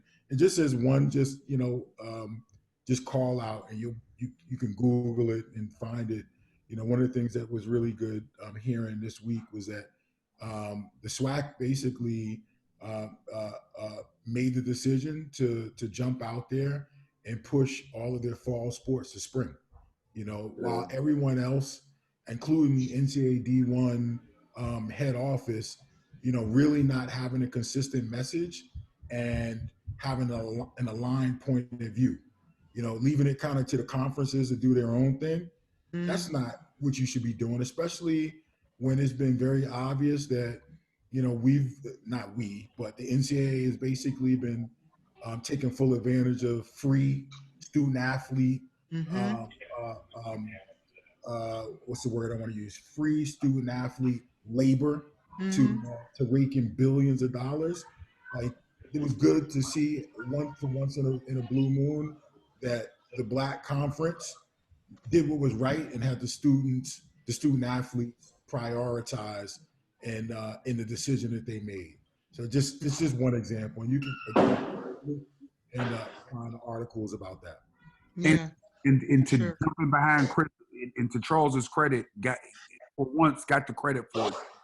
Like, he received a lot of support on national sports news around the decision he's making. And once again, and I will say the same thing. I've had an amazing experience serving under Chris, Charles, and Brian's leadership, and I hope to continue on this advisory committee for years to come. And yes, I'm plugging SWAC. Yes, all 9 schools. That's my plug. Pick any of them. Prairie View, any of them. SWAC. Hey, I was gonna say I'll give my experience. It's not too much. It's a little bit more closer. I graduated in 2013. I was 2009 to 2013. So we still getting up there. I still can't believe I started undergrad 10 years ago. But and then I would like to toss it to our current students as well to answer this question. From my experience in terms of dealing with admin, it was more so about, it taught me how to handle my business. Yeah. So it taught me how to be prepared. It taught me how to make sure my paperwork was in line. And I think we understand that there is a little bit of things that are under resourced, right? So if you got a financial aid office that serves, at Winston we had 5,500 students, but we floated between 5,500 and 6,000 students. So if you had a financial aid office of, let's say, 10 people, that lets you know how many students per person per se are dealing with financial aid, right? And then you talk about that this is still a paper system for a lot of people. It leads itself to having some inefficiencies.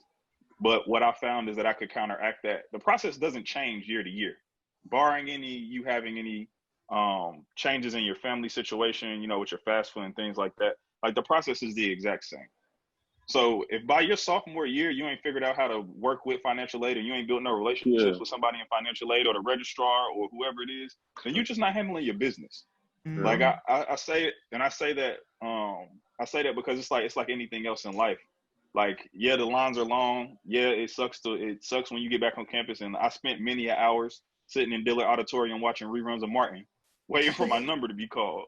You know what I'm saying? I don't know if they still do that, but that's what it was when we was there. You had to wait in Dillard Auditorium. You had a ticket with your number on it. You had to wait for your number to be called, and they had the same Martin reruns on.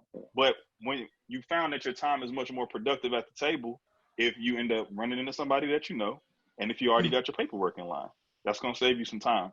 So, I mean, there are inefficiencies built into the process, especially seeing like some other family members that went to different schools. But at the same time, like I said, if you're over prepared, you could still maneuver the system as if you would do anything else. Like I said, it's just like going to the DMV or to the post office or anything like that. But the only difference is you got the opportunity to have a personal relationship with the person that's serving you as well. Thank you. I think on a positive note, like Dave just said, it kind of it hardens you. I think it's valid what people are still saying, because I have a cousin that goes to FAM, and it's still the same, but it hardens you. It makes you, it teaches you how to navigate, with people that aren't necessarily, because you got to remember, these same people, half the time they don't even want to be there, so half of the time they don't even want to be there. So, you know, just learning to deal with these type of people. And, you know, one thing my pops always taught me was just never take no for an answer.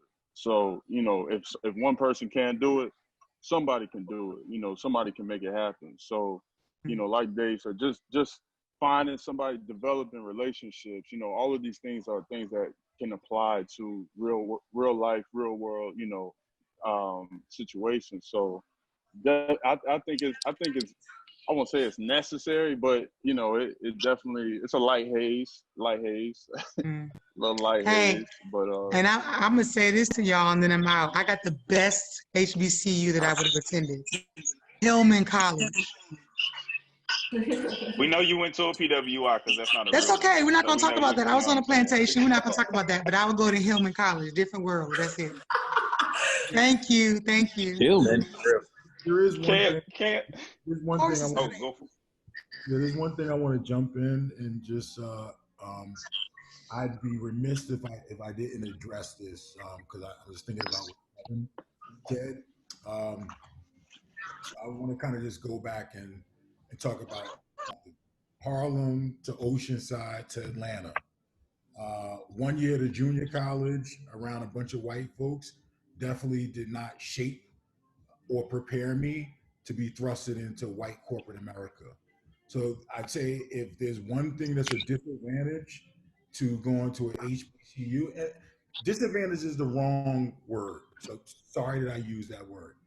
One opportunity that we need to figure out, and why I believe that internships are super important, is because if you're coming from the hood and you go to an HBCU where you're dealing with you're around a mix of people from the hood, people who grew up in middle class households, and then you have a just by the sheer number of what our population looks like, you'll have a small percentage of people who come from affluent backgrounds, but everybody looks like you. It doesn't prepare you for anything you're going to deal with when you transition into corporate America. That shit is a mental, just a mental minefield. And, it's that's something that you know what, James, that's something we need to actually really Yes. key in on with Charles. It's one thing for us going and having, these sessions where we're talking to the kids, but there needs to be a programmed approach to making sure these kids are prepared. Because man, it's like you're not prepared. It's a stark contrast Yeah, going nah, from I one to the other. I'd push back slightly against that. I'd push back only in saying that it depends on how you treat your experience at the HBCU. If you're super involved, and I mean not to say that people come in ready to be super involved, but if you're involved the way you should be, you can get the necessary experiences. At least that was my experience. Like, and if you paid attention, right? Like one of the things that we provided at Winston, like as your freshman year, is they had simple things like an etiquette class to teach you how to eat in a formal dining setting, and it was a part of your like freshman colloquium that every freshman was required to take. And you know what I mean? There was with career services being available to you and tapping into that office. Also getting involved with like different campus organizations and other nationally affiliated organizations. Like I was a part of Pi Sigma Epsilon professional fraternity, which was like a marketing and sales fraternity. So when you go to your conferences and different meetups with people from different schools, you're starting to deal with like outside population. So I think you can get that. It's not readily available to you necessarily, and I think that being able to be in that environment where you're nurtured and you're affirmed before you enter that environment where you have to be able to move in those waters is very, very necessary and empowering. But you do have to seek out those opportunities that allow for you to sharpen those skills, and they're not going to be as readily available because you're not in class with white people. You're not, you may have a white professor or two that you got to deal with. You may have your white administrator here and there that you got to deal with, but to Chris's point, it is kind of insular in that way. But I think if you're matriculating through the process the right way, it can still prepare you properly. And internships, to your point, great thing, campus organizations, all of those things are what prepare you for stepping out into the real world. And I mean, yeah, like nothing prepared. Like by the time as student body president, like I was managing an organization of 30 people with $150,000 budget, which is like an experience that I don't think that very few people that went to any institution have, right? So if you've done the work and you stay tapped in and you push and take your interest to the next level and find organizations or form organizations with your interests, you can get those professional development skills that can help you navigate that corporate environment, I think what Chris is talking about, Dave, is hold up, James. Let me jump in. Dave, all good call outs, and I want to just be really, really specific. The assimilation piece is one element of being prepared for what happens when you transition into corporate America. And the polish, yeah, that's going to come from mentorship. That's going to come from a number of different things. But more importantly, what you just shared was being intentional about going out and getting the tools. I want to be very, very specific though. When you transition from your neighborhood to HBCU, not a lot really changes. It's your comfort zone. What you're not prepared for when you transition into corporate America are the micro and macro aggressions, the systemic racism that's at the very core and belly of that shit. That's the shit I'm talking about you're not prepared for. You don't even see the shit coming. Yes. You don't even see it fucking coming. It smacks you in the face. Man. And that takes a whole nother level of preparation.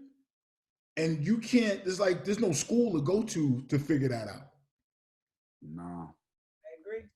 It's like walking into war and you think you're fighting the army in front of you. You don't realize there's snipers out there and landmines. And walking in. And you can go into that and have a Purple Heart at the same time. And Sharifa, I think I drowned you out twice. You were about to say something. Go ahead, Sharifa. I mean, Dave, I hear you, but I could definitely give you a prime example. Like I started a company, right? And I was very entrepreneurial when we first started. And then we sold the company and it became corporate very quickly. And it was like a shock to me. And then it was like all the things that I knew, they basically said, oh no, you don't know enough. And they hired someone above. You're not ready for all of that stuff that comes, right? And you're not ready for the racism. You're not ready for the nepotism. You're not ready for any of it. And it is a shock value that, like, I mean, I agree with Chris. It's like when you leave it's like if you leave from Brooklyn to go to Queens, you're in the same element. But if you leave to go from Brooklyn to, let's just say, Upper East Side, it's a totally different element. And you have to now you have to become a chameleon, like you have to blend in some way. It's a whole nother thing. And I definitely believe with all the kids that I've seen come up through, like who interviews with me, and it's a difference, right? If someone comes and interviews with me, I can see and I can relate to them. If they're interviewing with someone else, it's a different understanding. And they see through everything. No matter how smart you are, you're not smart enough. It's like you have to do double the work to be proven that you are, you know? So I get where you're coming from, but I agree with Chris 1,000% because it happened to me. And I can only explain to you because until it happens to you, thank God it did not, you wouldn't understand. Oh no, I mean I definitely dealt with it, but I'm saying I think being in that HBCU environment gave me the stomach for it, like for me personally. But to Chris's point, like I said, I went out and made sure I had those experiences. Like I saw how state politics was affecting how they changed the requirements for state politics to affect the funding of the HBCUs in North Carolina. You know what I'm saying? All the way to the point where like they almost shut down ECSU a couple of years ago. You know what I mean? But that's, like I said, that's a different level of exposure and understanding how things work. And I understand that the average student probably doesn't have that experience as well, but I've definitely experienced and I know. That was a good one. But though. I want to. Wait, Yeah, I want to add something to that.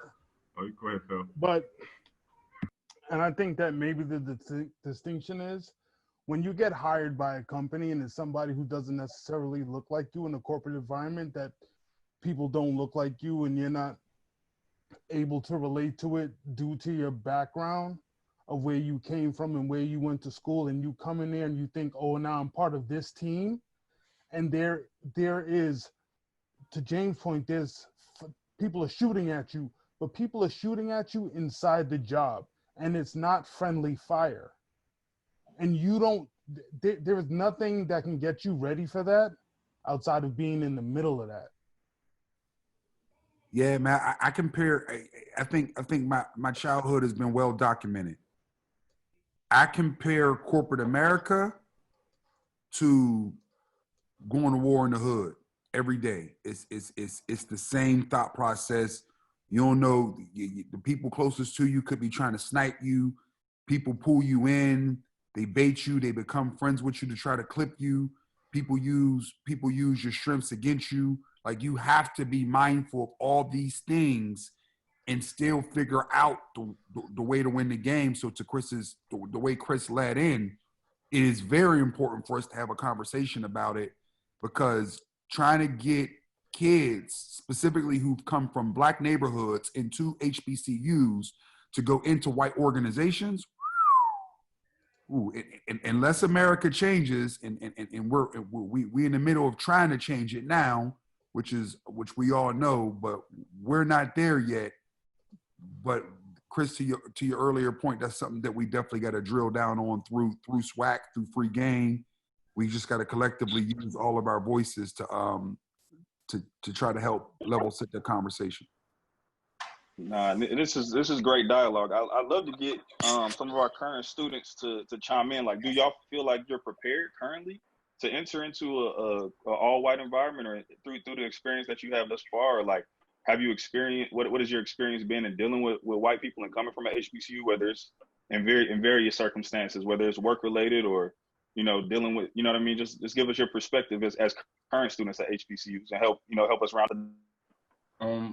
I constantly have this debate with my dad about just being prepared for corporate America. I always say, you know, that there's a change in, I guess, what the typical corporate America person would look like when it comes to, you know, people our age getting tattoos, having ear piercings and things like that. I always have that argument that, you know, maybe it's a different generation. So I guess I was going to ask, does that still exist? Like, does the stigma of a corporate America being like, you know, the suit and tie, no tattoos, plain, does that still exist? Well, I think some organizations are accepting of it, but at the same time, they're still shooting at you. Like, you work with us, right? So just so everybody know, Jeff's on our team, and it's you know, you're walking into an HBCU workplace, right? But in the real work, in the real white led workforce, they're okay with some of those things, but they're still judging you, if that makes sense. So they'll rock you to sleep and make you think it's okay, then burn you for it later. If that makes sense. And it's a numbers game. Yeah, still 90% what we want. Can everybody go on mute? Just not talking, please.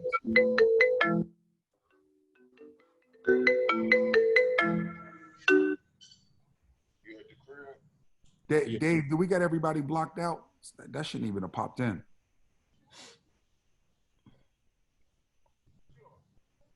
Yeah. Go for it, Ari. My apologies. I was just saying it's numbers. You know, it's a sheer numbers game too, right? You walk into corporate America, it's going to be 90% not people of color. So like, forget the shooting and all that accuracy, but it's also, when you look to your left and your right, you're not going to see people that look like you in the same way. And yes, it's more relaxed, and in the fashion business, you see people with tattoos and piercings and all that good stuff, but it's not changing the management structure yet, or changing the bodies that are in there just yet. And the mentalities are old and systemic, to Chris's point. So, you know, a little ink here and there on some guys that feel liberal or wear, you know, hats to work now, it still doesn't change like a mentality that's existed for 40, 50, 60, 80 years in corporate America. Hey, I sat in on a tech conversation with a famous musician who's in tech, and he said that he does not know any intelligent African Americans on a call, not knowing who was on the call. Holy shit. Okay. And that happened last week. Okay. And he's probably in his late 30s, early 40s. Did somebody check him, Pell? No. How So Oh, you got to put it on blast now. no, hold on. So the people who were hosting it, they went silent, and it was addressed to them, and they said nothing. So the thing is, some people, even with what's going on, they feel that they still come out their mouths, you know, and it's and I think that that's just how he is in conversation. Like, it's okay to say this because he got in trouble for something like that before, talking about Asian people. Who's he? Say the name. I'm not getting into the who's he. It's not the same. Public, pal. Nah, we can get into the who. It's not public. It was in a closed environment. TMZ. You know, but I just brought that up to say that it still happens despite all of the things that have happened recently with the passing of Mr. Floyd.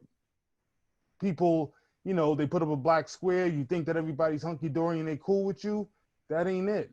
There's still microaggressions that are continuing. So just be mindful going into a workplace that the person who's smiling in your face, you know what, even better? Ralph said this. He said there's three types of racists. You got the person who does not want you to exist. Then you have the other person that's, he's cool with you existing, but he does not want you to live around him. Right? Then the other one is, and this is more so the liberal, who is, you can exist, you can even date my sister. I'll mess with you, whatever, but I never want you to get ahead of me in line. It's interesting. It's interesting that you say that, Pal. And if you're done, I'll share with you a quick story. Yeah. When I first moved to the South from Pittsburgh, I met a real estate agent, and he ultimately helped me get my first location. Now, I mean, I got screwed when I look back, right? I had to pay 3 months rent in advance, plus 2 month rent on the back end, plus all this, all that. But something he said to me was, we work together, but we don't play together. And I'll always remember that. And that's here in Charlotte when I first got here. And the crazy part about it is I'm from the project, so I'm thinking to myself, that's probably accurate. I'd rather you be upfront and tell me that than me get blinded about it. And I've never forgot that.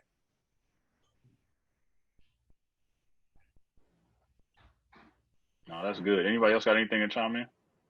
I think in general it's just kind of tiring, man, because you don't know how to approach it. Like I've worked in engineering firms, and you know maybe 100 people, and out of those 100, there's maybe 5 black. So it's like you don't know how to maneuver. You don't know who to talk to. You don't know, who you can trust. You know, they'll have company outings, and you're around those people, but they'll take that personally and hold it against you. And then something else happens that's actually related to work, and now they bring that up as well as what happened in the past, and they're just just that disdain that they've kind of grown, in regard to you. So it's honestly just tiring, man. Like, because you like you said, you don't know who to trust. You don't know which way to go. You don't know who to talk to. It's hard to find other black people to open up to, because then you have some of the black people that have been conditioned, working in corporate for 20 plus years, and they've been conditioned to just, be just like just like those other people, So it's definitely, I don't think any black student that hasn't been exposed to it in some type of capacity, I don't think anybody's prepared for that. It's some sharks out there. There's some real sharks out there that's been doing it for 20 plus years. So I definitely think it's very important that these types of structures and programs and insight are brought to our high schools, just so kids can know what's out there. You know, it's not sweet. I mean, you hear that in life in general, that once you graduate, it's gonna get tough, but it's nothing, man. Man, it's some sharks out there. So definitely. So for James and Chris, Sharifa, Frank, like, what are some of the strategies for navigating those waters? For me, it's like one time I already know. Like, as long as you know, you're never surprised, right? So you're always looking out for something. It's unfortunate that that's the way we have to move, but at the end of the day, as long as you make yourself aware and you know what's happening around you, you don't need to change yourself for anyone, right? You just need to get the job done. And also just do your own thing. It's probably the best thing. I think for me, I had a bit of a different experience. For me to kind of understand it, I had to remove myself, just to kind of get like, a helicopter view of what was going on. You know what I mean? And it may have been a decision that would have been, I think it was for the best. But taking full responsibility and accountability for what I thought was the best decision at the time. It made me see more, because my head was down just working on projects, trying to go through, what's the next best thing I can do? What would keep me going? What would keep me rising in this structure, in this corporate structure? And for me, I think leaving and taking time for myself and kind of seeing, what I could have did differently, what they should have done differently, and not blaming anyone, but understanding the structure. And I think, having your head down and trying to get this mentorship and trying to navigate through that whole matrix was definitely the most difficult thing. I think, 90% of my job was doing that. 10% was what I already knew and what I loved, So, I mean, I think coming out of the HBCU and going into that, that environment, and like Chris said, it was just a totally different thing. Even though I interned at Nike, even in 2006, 2007, when I was interning, it was just a different, it was just a whole different thing from where, Atlanta brought me, but really getting into it, again, I think my approach was a little bit different, and coming from, a boutique specialty, with friends that, we navigated different, even that was different,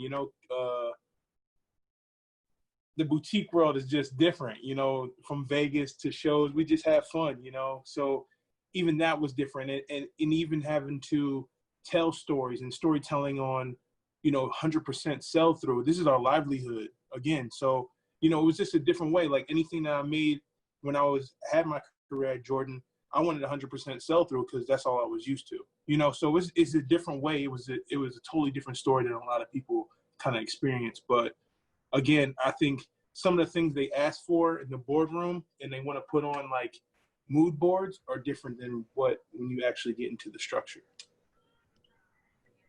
Yeah, hey, I'll jump in real quick. I got to jump off in a second. I'll make it. Don't jump off before I ask this one question. I need to hear something. Okay. All right. I'll make my advice pretty simple and to the point. If you don't like games, you better start liking games. And what I mean by that is you don't got to start out with the ultimate game that corporate America is.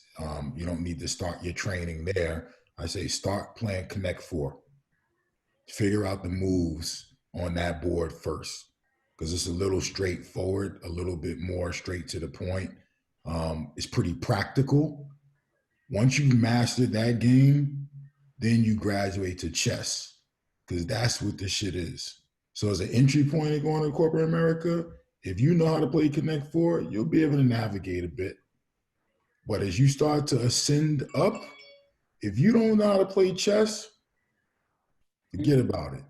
So if you're sitting in your dorm, go to Target, go to Walmart, invest in a Connect Four game, and just start playing with your dorm mate, your friends, and get that. And if you feel like it's too novice for you, then graduate to chess, because you're going to need it later in life.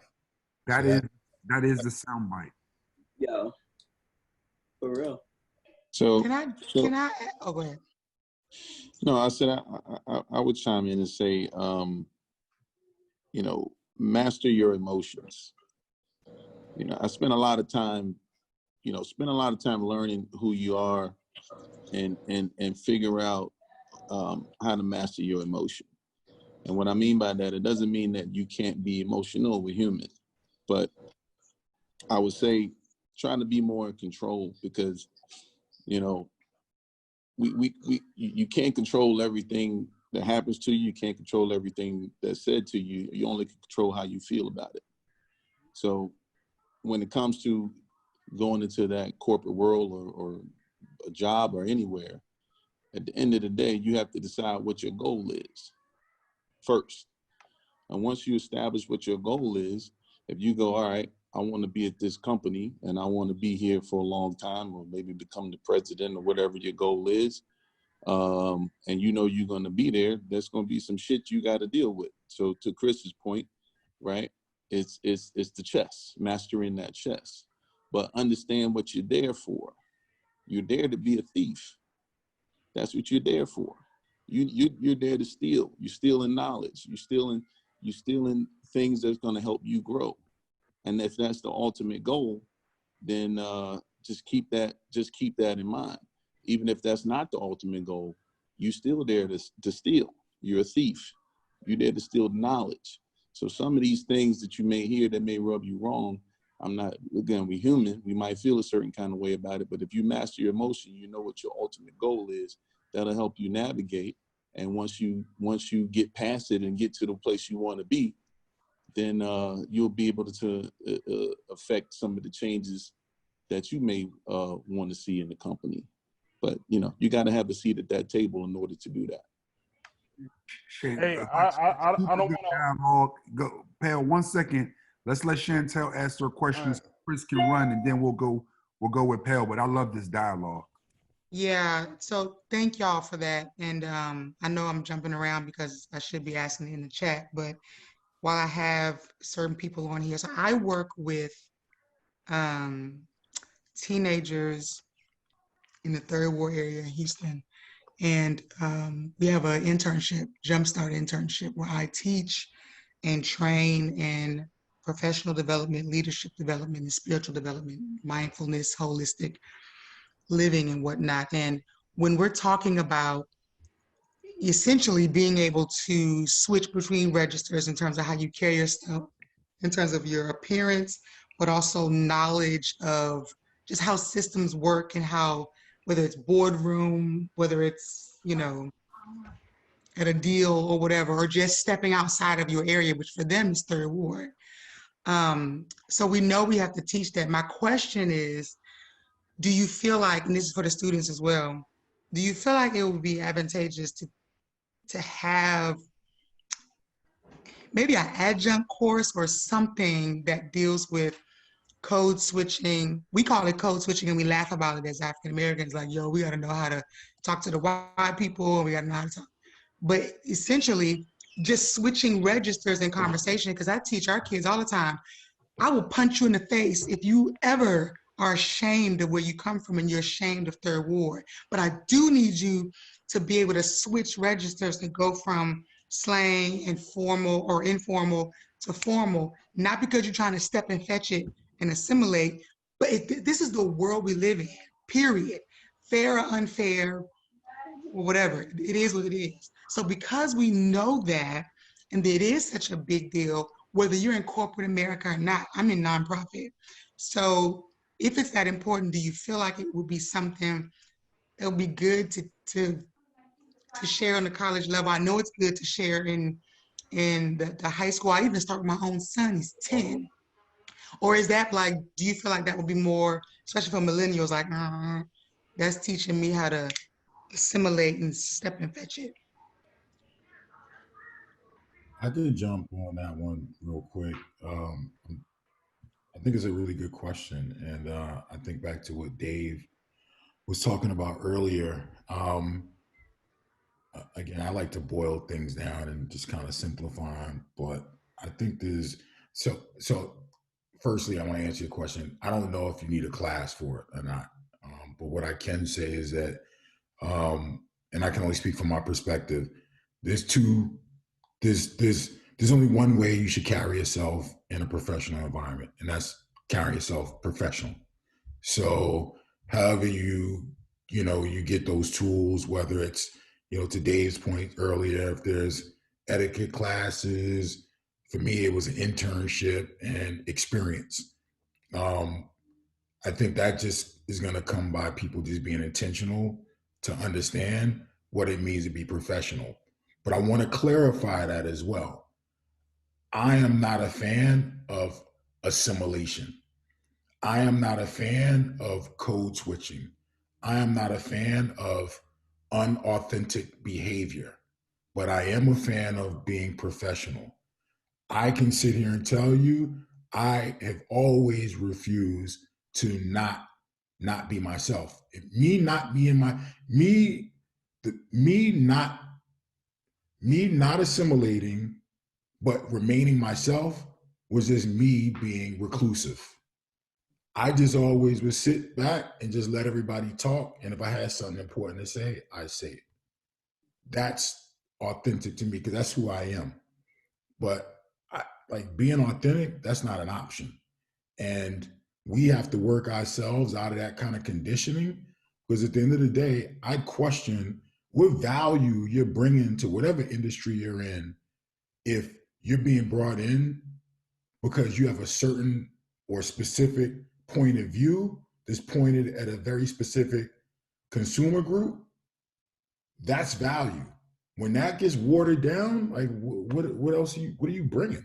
Like why do they need you anymore? So I just want to make sure people understand there's an expectation. I lead a number of people. Anybody who's not professional, they can't work on my team. So that's the cost of entry. You got to be professional. But as soon as you basically somebody, I don't even recognize who you are, I can't have you around me either. Because that means I don't know what you're doing when you with Joe Schmo and them over there. So I hope that helped. No, that does. No, that's a great point of professionalism versus cultural competency. That's an amazing call out. Yeah, that's right. I got to take off, folks. It was enjoyable. I appreciate you. Thank you. Thanks, Chris. Peace. All right. Peace, Chris. Thanks, Chris. No, that was powerful for me to hear just listening to that. And as I hear everybody else talk about their testimonials and experience in the corporate world, I spent a number of years working in the corporate beverage industry and hearing everyone talk about your identity and navigating and understanding the rules of engagement in corporate America and how that affects you. Transitioning now into the position I have now, I do see the effects of my experience in the corporate world. Some of the good things is some of the skill sets I've learned, some of the ways that I can navigate and understand, different things that relate to my actual performance on the job. Have been skills that I've picked up working in, super structured environments where they give you tons of resources and plans on how to do project A or B, right?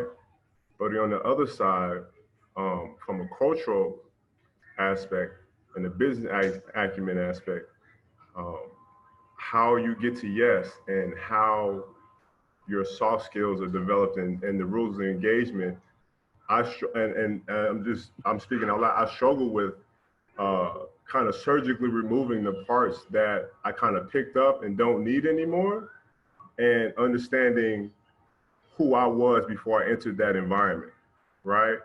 Kind of one of the reasons why I changed professions was going back to childhood ambitions and childhood dreams to kind of center me and kind of start from there. Because my experience in the corporate world was so kind of, I guess, unnerving, or it sent me in a direction to where I had to kind of refocus. And so I guess, Jeff, back to your question too, like the effects of strategies and things like that, that's something that I experienced, and I'm still dealing with it right now.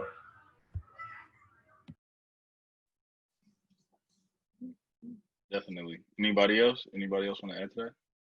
No, man. No, it's hell of it's amazing commentary, man. I'm sitting back this is just a hell of a conversation. Yeah, and it's gonna touch on what the point that I wanted to make before, but you also have to know who you're playing to, because regardless of whatever position or company you're trying to go to, you're still dealing with individuals at every step. You're dealing with people, whether it's the HR person or whoever. So you got to remember there's a decision maker. There's somebody who may be a saboteur that doesn't want you in there.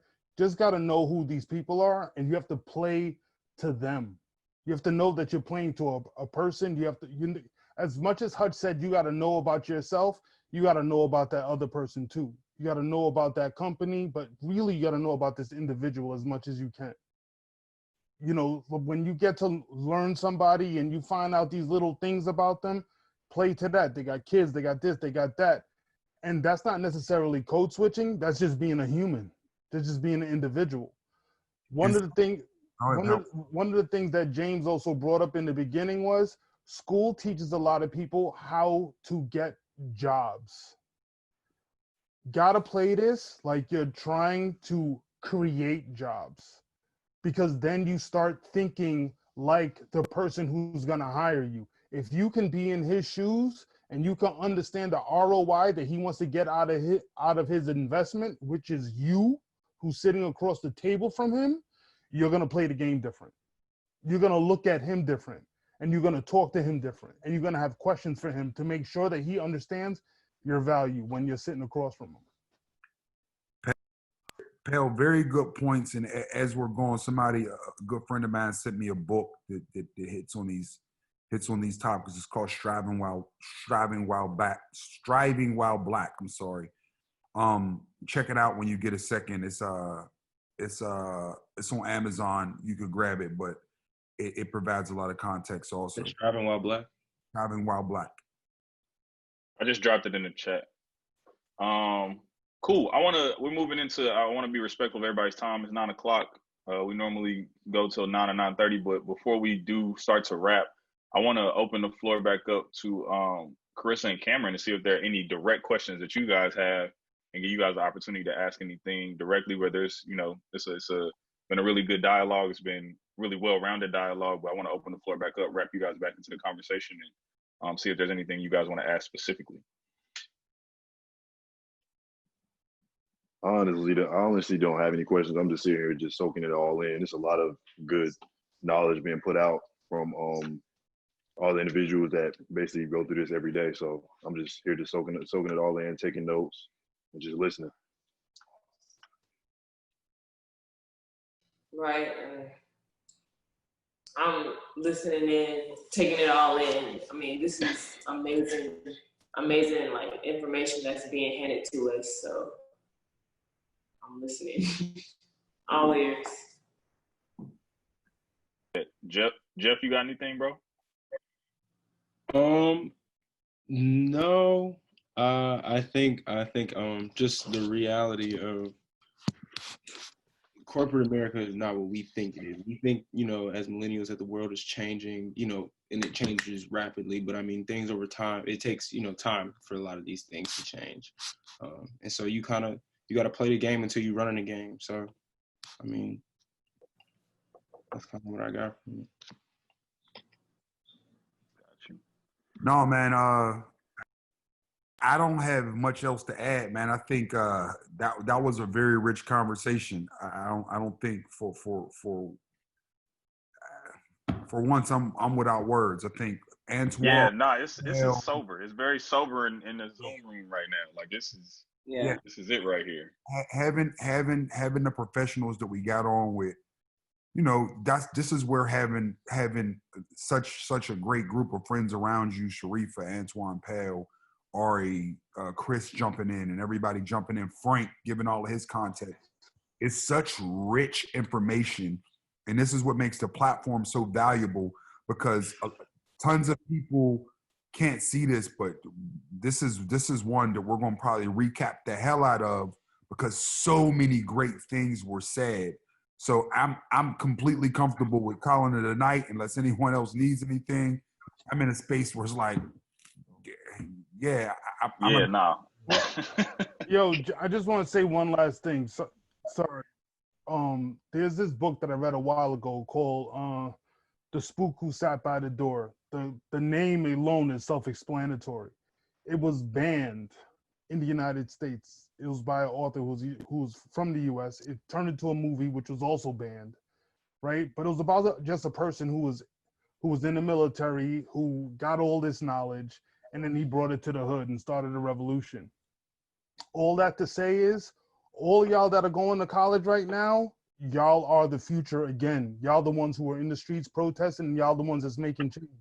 This is not to sound like this is being in corporate America is going to be the end all be all, and it's going to be hell, and like your future is supposed to be looking daunting.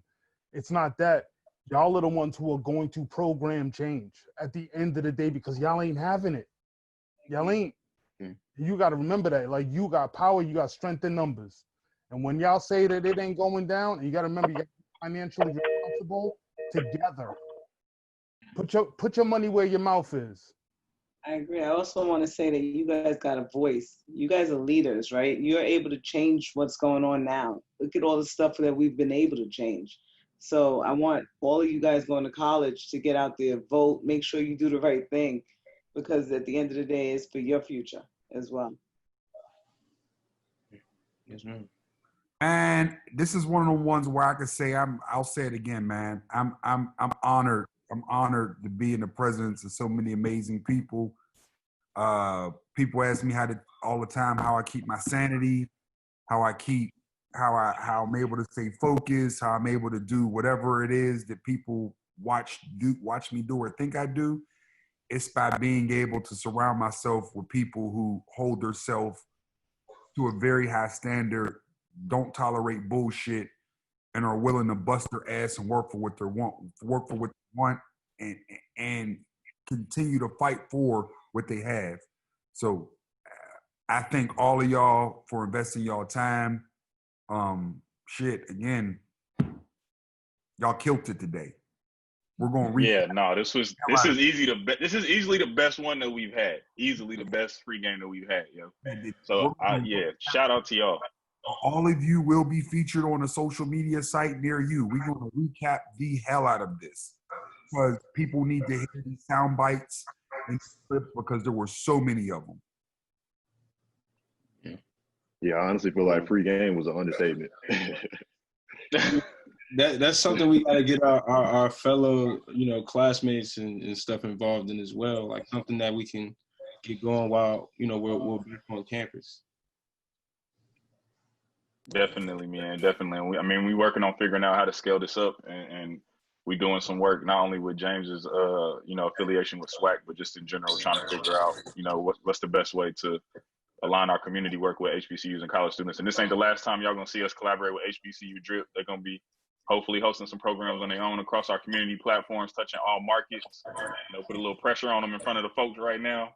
But we're looking forward to continue working with y'all, man. Thank you everybody for coming out tonight, man, and y'all have a great night. Blessings. Yeah. Thank you, guys. Y'all be easy.